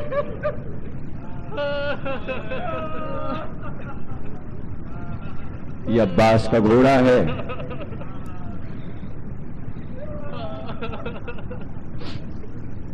اور یہ قاسم کا گھوڑا میمون کہ ارزق کے 4 بیٹوں سے جنگ کی، اور جس طرح قاسم لڑے ہیں اور سب کو قتل کیا، میمون برابر سے قاسم کا ساتھ دیتا جاتا تھا، اور بڑی شجاعت سے میمون قاسم کے اشاروں پہ چل رہا تھا۔ اور یہ عقاب ہے کہ جب حسین پکارتے ہوئے چلے علی اکبر کہاں ہو،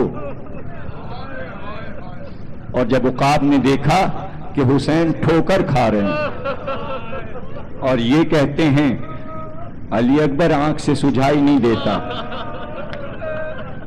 تو عقاب کے حالات میں لکھا ہے دوڑتا ہوا آیا اور آگے چلا، آواز دیتا ہوا آقا میں آپ کے بیٹے کی لاش پہ پہنچاؤں گا۔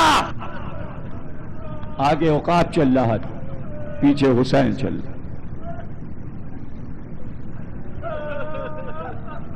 اور یہ سن کے آپ کو حیرت ہوگی کہ ان گھوڑوں نے گریا کیا، گریا، آنکھ سے آنسو بھی بہائے اور رونے کی صدا بھی دی۔ اور پھر اب یہ ذوالجناح ہے، اس کا حال بھی سن لیجئے۔ یہ زیادہ تر مسجد نبوی کے سامنے والے دروازے پہ بندھا رہتا، اور جب بھی نماز پڑھا کے نبی نکلتے تو یہ منظر دیکھتے کہ اس کے پاس چھوٹے سے حسین کھڑے ہوئے، کبھی اس کی گردن پہ ہاتھ پھیر رہے ہیں، کبھی اس کی پیشانی پہ ہاتھ پھیر رہے ہیں، اور نبی بہت پیار سے یہ منظر دیکھتے۔ ایک دن دیکھا حسین اس کی گردن سے لپٹے ہوئے ہیں، قریب آئے، کہا حسین یہ گھوڑا تمہیں بہت پسند ہے؟ کہا نانا ہمیں بہت اچھا لگتا ہے۔ کہا ہم نے تمہیں یہ دے دیا حسین، اب اس پہ کوئی بیٹھے گا نہیں، بس تم سواری کرنا۔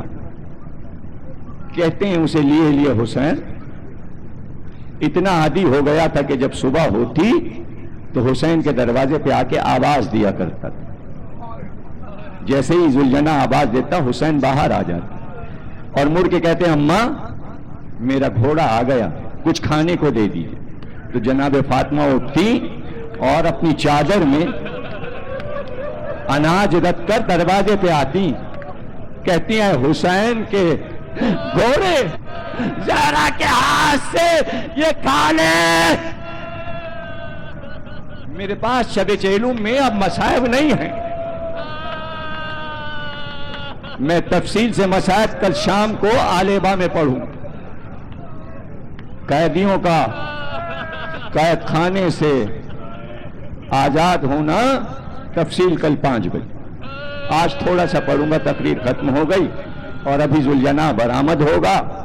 آپ کے تصور میں حسین کا یہ گھوڑا رہے جس کی شبیہ بنائی جاتی۔ آج بھی مجلس میں عاشور میں جب گھر گھر زیارت کے لیے ذوالجناح لایا جاتا ہے تو گھر کی بیویاں اس کو کچھ کھلاتی، زہرا بی بی کی تاسی میں کہ حسین کے گھوڑے کو فاطمہ زہرا نے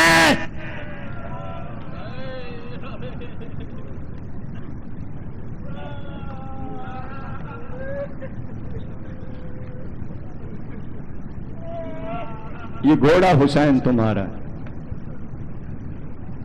بعد نبی عباس بن عبد المطلب نے کہا یا علی یہ گھوڑے ہمیں دے دو، ہم ہیں وارث نبی کے، یہ تلواریں یہ مسند یہ سب ہمیں دے دو۔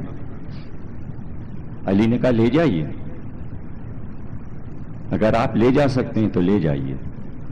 اسب و زن و شمشیر وفادار میدی. نبی نہیں ہے لیکن گھوڑا وفادار ہے. کہ یہ زرہ ہے پہن لیجئے. پہنا تو اٹھ نہ سکے وزن اتنا. کہ ذوالفقار اٹھا لیجئے. دستے پہ ہاتھ رکھا, اٹھانا چاہا لیکن تلوار نہ اٹھی. کہ اس کا وزن صرف امامت یا رسالت اٹھا سکتی ہے, آپ نہیں اٹھا سکتے. کہ اور یہ سامنے گھوڑا ہے, بیٹھیے اور چلے جائیے. لیکن جب ذوالجناح کے قریب پہنچے تو اس نے سواری دینے سے انکار کر دیا. اس نے بے ادبی کی. عباس بن عبد المطلب واپس آ گئے. اب علی اٹھے.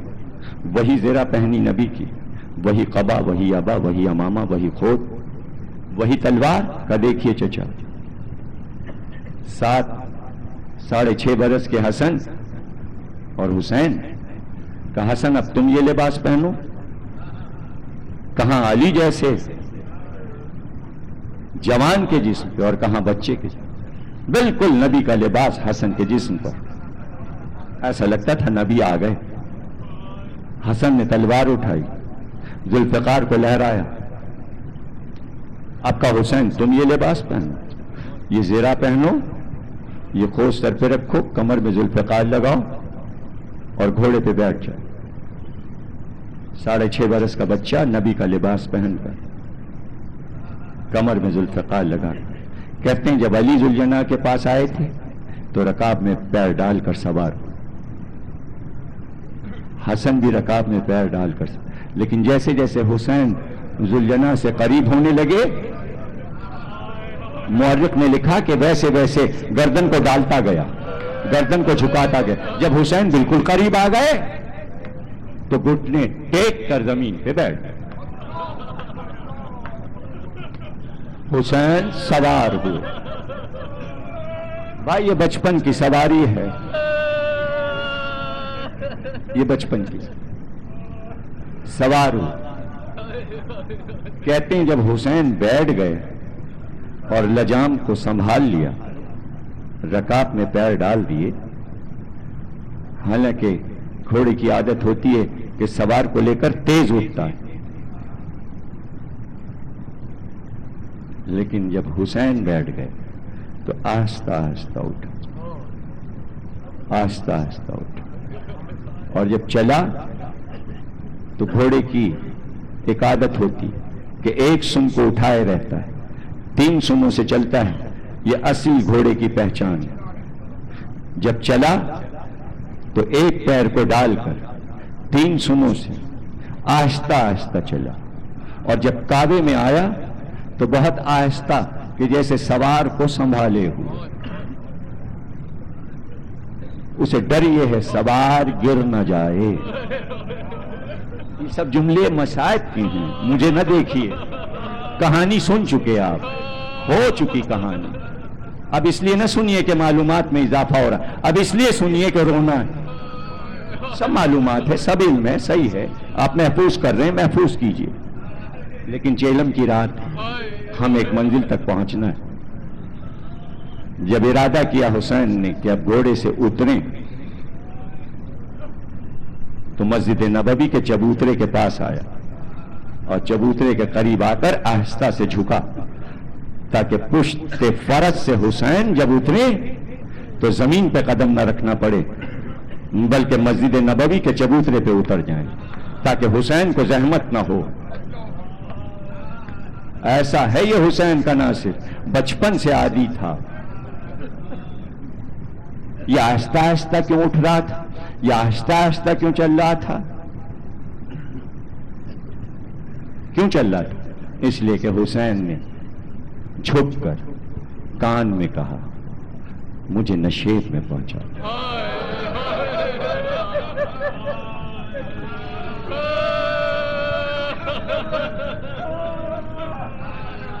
پھر رخسار یال پہ رکھا, دوسرے کان میں کہا اگر نہیں نشیب پہچان رہا ہے تو وہاں چل جہاں سے میری ماں کی صدا آ رہی ہے.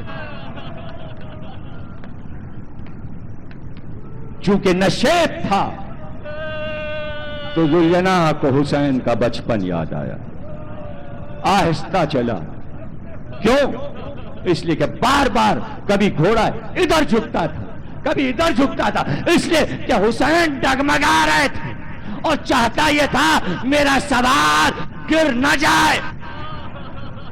اور یہ فکر اس لیے تھی کہ گرے نہ، اس لیے کہ اتنے تیر تھے کہ اگر گر گئے تو ہر تیر جس میں گھس جائے گا بے بس ہو جائے گا.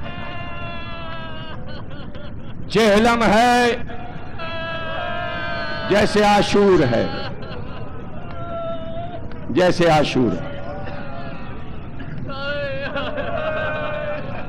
عباسی خلیفہ کے وزیر اس کی بیگم سلطان خدیجہ کہتی بہت دن ہو گئے ہم نے حسین کا چہلم نہیں کیا، کنیزوں کو بھی لے چلو، سب کو لے چلو، اب کی میں چہلم کربلا میں کروں. پورا قافلہ آیا اور 4 دن پہلے آ کے قبر حسین سے قریب خیمے لگا کے قیام کیا کہ ہم داخل ہوں گے کربلا میں چہلم کے دن. رات آئی شب چہلم 19 صفر.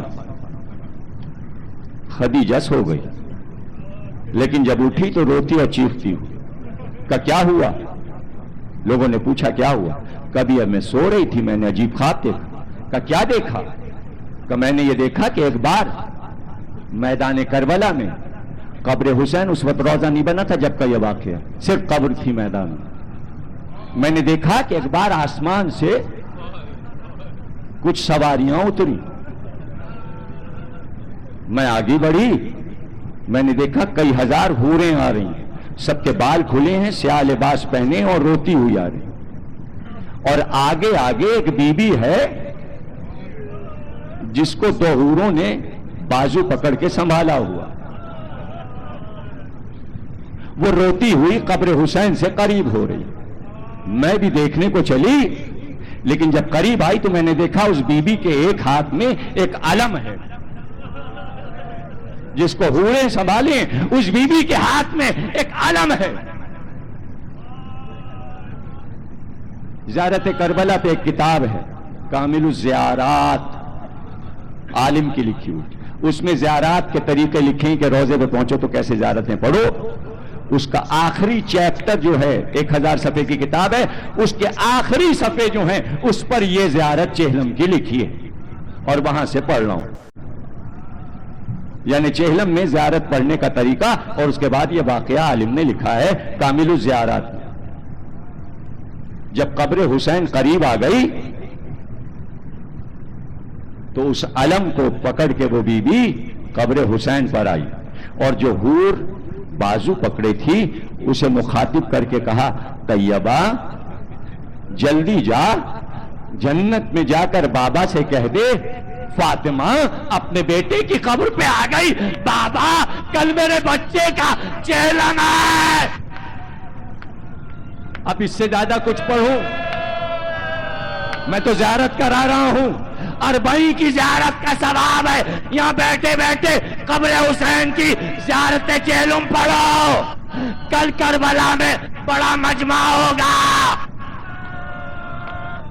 لاکھوں کا مجمع ہوتا ہے چہلم میں قبر حسین پر، بڑا ماتم ہوتا ہے. ملکوں کے لوگ آتے ہیں، گاؤں کے لوگ، اور بنی اسد یہ کہتے آتے ارے میرا پیاسا آقا، ہاتھ میں پانی کے کوزے لیے. تو ان کے پہلو میں فرشتے کہتے آ رہے یہ علی آ رہے ہیں، یہ حسن آ رہا ہے. اور ایک بار جیسے ہی وہ بزرگ آئے انہوں نے آ کر اپنے آپ کو قبر حسین پہ گرا دیا کہ میرے لال حسین نانا آ گیا.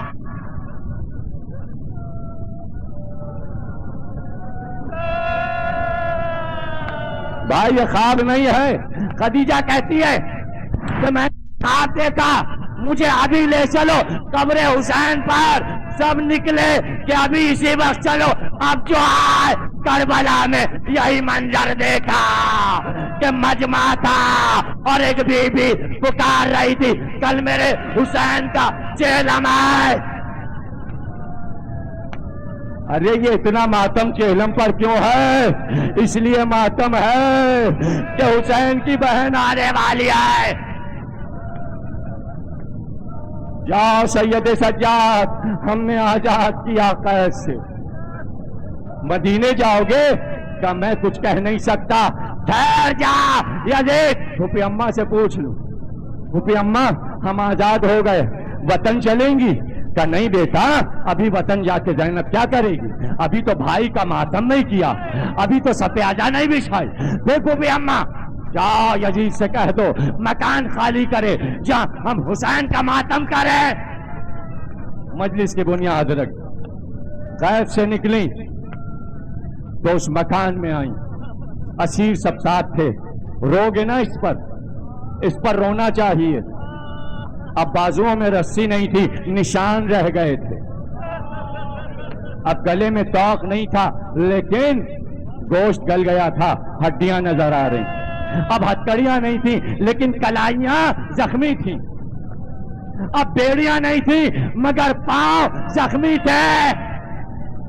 اب یہ بھی جملہ سن لو، جب قید میں آئی تھی تو سکینہ ساتھ تھی، مگر در زندہ کھلا تو پھوپھی نے کہا سب آزاد ہو گئے مگر سکینہ۔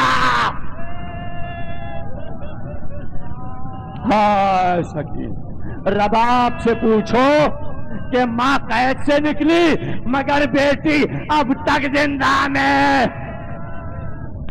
قبر بن گئی سکینہ۔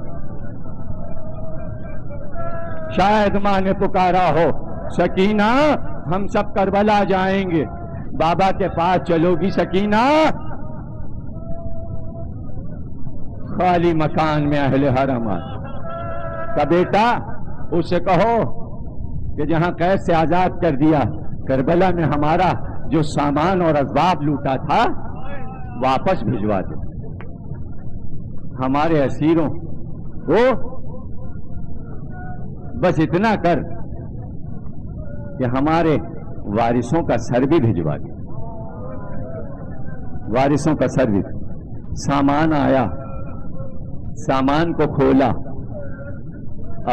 عباس کا پرچم ہٹا دیا، بیٹوں کا لباس ہٹا دیا، ایک ایک چیز ہٹاتی جاتی ہیں اور کچھ تلاش کر رہی، اور آخر میں حسین کی جلی ہوئی مسند اٹھا لی اور سینے سے لگا لیا۔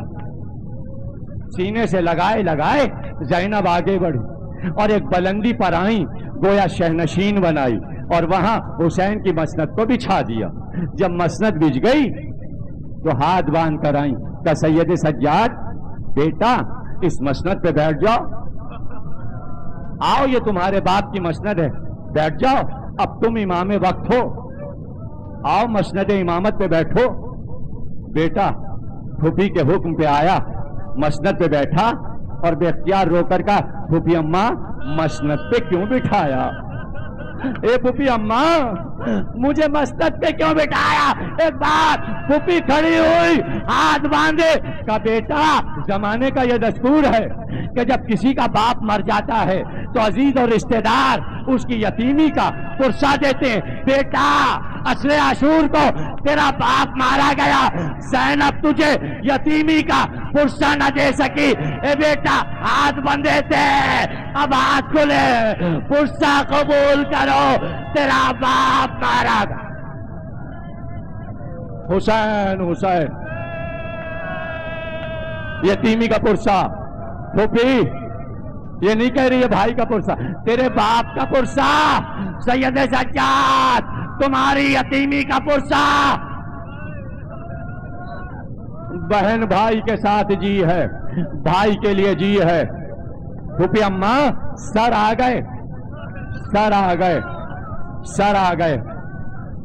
ام لیلہ آگے بڑھی، علی اکبر کا سر اٹھا لیا، ام پروا آگے بڑھی، قاسم کا سر اٹھا لیا، رقیہ آگے بڑھی، بسران مسلم کا سر اٹھا لیا، اب محمد کے سر آئے، زینب آگے بڑھ گئی، دوڑ کر بھائی کا سر اٹھا لیا، ارے میرا ماں جایا، حسین،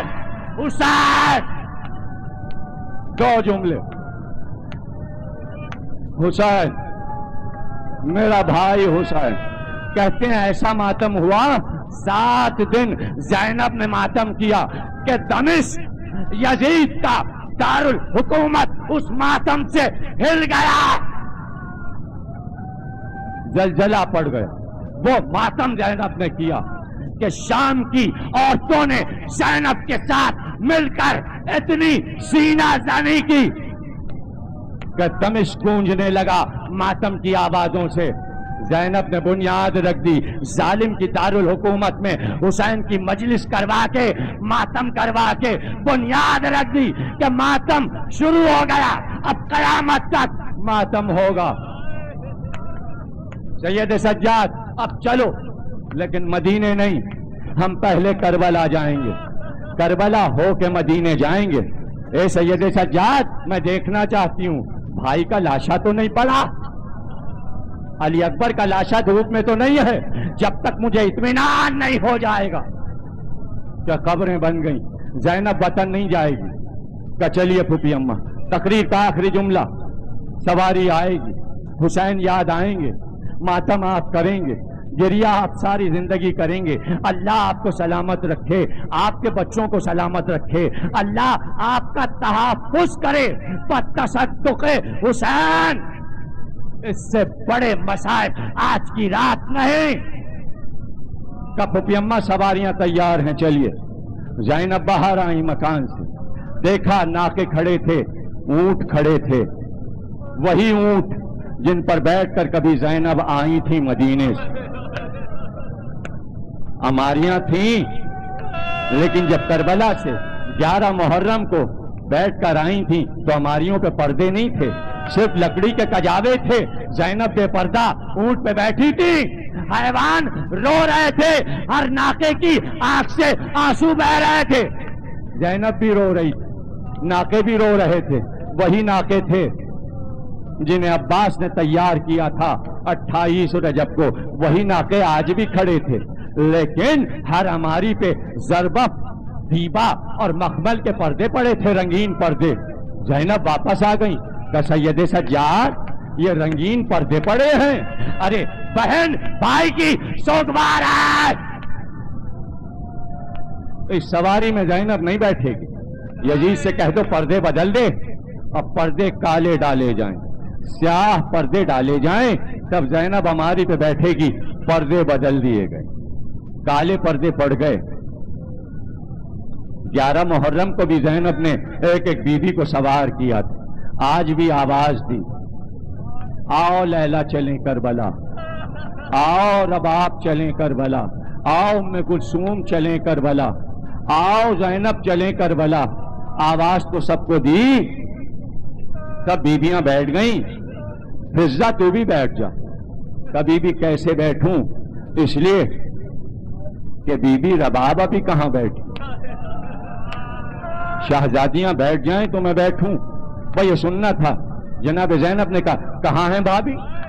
ادھر دیکھا، دائیں دیکھا، بائیں دیکھا، مگر نظر نہ آئی. وہ شام کی عورتیں جو پہنچانے آئی تھیں آگے بڑھی. کہ شہزادی جب ہم آپ کو پہنچانے آ رہے تھے تو ہم در زندہ کی طرف سے آئے تھے، ہم نے وہاں دیکھا تھا در زندہ سے ایک بی بی لپٹی تھی اور روئے جا رہی تھی. زینب سمجھ گئی، آہستہ آہستہ قدم اٹھاتی ہوئی در زندہ پہ پہنچی. دیکھا رباب در زندہ سے لپٹی ہوئی ایک ننھی سی قبر کو دیکھ دیکھ کے، ارے سکینہ، ارے سکینہ، میری نادان سکینہ، میری جان سکینہ، ماں جا رہی ہے، ماں جا رہی. آہستہ سے ام رباب کے شانے پہ جناب زینب نے ہاتھ رکھ کر کہا بھابی سواریاں تیار ہیں، چلیے بھابی. کہاں جائیں شہزادی؟ جب مدینے سے آئے تھے میرا والی حسین ساتھ تھا، میری گود میں میرا علی اصغر تھا، پہلو میں زانو پہ سکینہ تھی. اے بی بی اب رباب کے پاس کیا ہے؟ علی اصغر کربلا میں سو گئے، میرے والی کی قبر کربلا میں بنی. بچی سکینہ تھی، یہ قید خانے میں سو گئی. اب میں یہاں سے جا کے کیا کروں؟ کہا رباب چلو کربلا، والی کی قبر پہ ماتم کرنا، علی اصغر کی قبر پہ ماتم کرنا، سمجھا کر اٹھایا۔ آخری جملہ تقریر کا، رباب کو کیسے سمجھاتی، کیسے صبر دلاتی، جب ہماری پہ بیٹھ گئی رباب کو لے کر تو ساتھ میں بیٹھی اور رباب کے شانے کو تھامے رہی۔ جب سواری چلنے لگی تو شام کی کئی ہزار عورتیں سواری کے پیچھے روتی ہوئی سر پہ ماتم، ہائے حسینہ، ہائے حسینہ، ہائے حسینہ، ہائے حسینہ، ہائے حسینہ، ہائے حسینہ، ہائے حسینہ، ہائے حسینہ۔ ایک بار ہماری کے پردے کو الٹا، ہماری کے پردے کو الٹا اور الٹ کر کہا، اے شام کی رہنے والیوں، تمہاری گودیوں میں بچے ہیں نا، بچوں کو لیے کھڑی ہو، تمہارے بچوں کو اللہ سلامت رکھے۔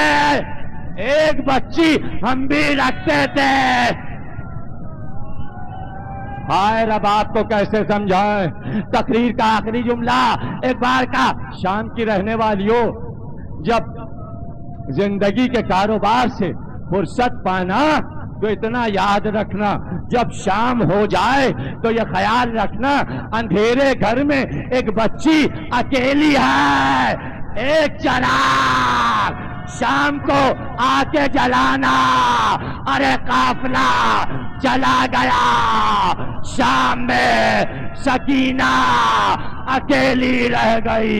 ہائے حسینہ، ماتم حسین۔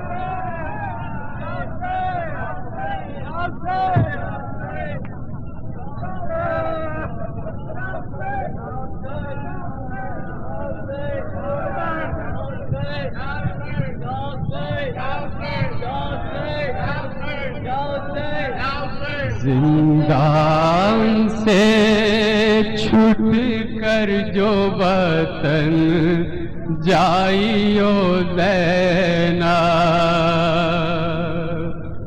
زندان سے چھٹ کر جو وطن جائیو زینب، صغرا کو میری سینے سے لپٹائیو زینب، پوچھے یہ نشان کیسے ہے صغرا دم گریاں، بازو میں رسن تھی نہ یہ فرمائیو زینب، پیاسا ہوں کئی روز سے تم فاتحہ دینا، پیاسا ہوں کئی روز سے تم فاتحہ دینا، پانی جو کہیں راہ میں تم پائیو زینب، پانی جو کہیں راہ میں تم پائیو زینب، بن بیاہ ہے تابوت پا صحرا بھی ہو اس کے، میت علی اکبر کی جو اٹھوائیو زینب، میت علی اکبر کی جو اٹھوائیو زینب، سقائے حرم تشنا داہ قتل ہوا ہے، یہ قبر پا عباس کی لکھوائیو زینب، یہ قبر پا عباس کی لکھوائیو زینب، مانگے جو سکینہ کو کنیزی میں ستمگر، تم منتیں کر کے اسے چھڑوائیو زینب، تم منتیں کر کے اسے چھڑوائیو زینب۔ حاکم جو سکینہ کو کفن دے تو نہ لینا، حاکم جو سکینہ کو کفن دے تو نہ لینا، معصوم کو کرتے ہی میں دفنائیو زینب، معصوم کو کرتے ہی میں دفنائیو زینب۔ معصوم جو بچے ہیں انہیں دودھ کے کوزے، اصغر کے میرے نام پا پلوائیو زینب۔ یا حسین یا حسین یا حسین یا حسین یا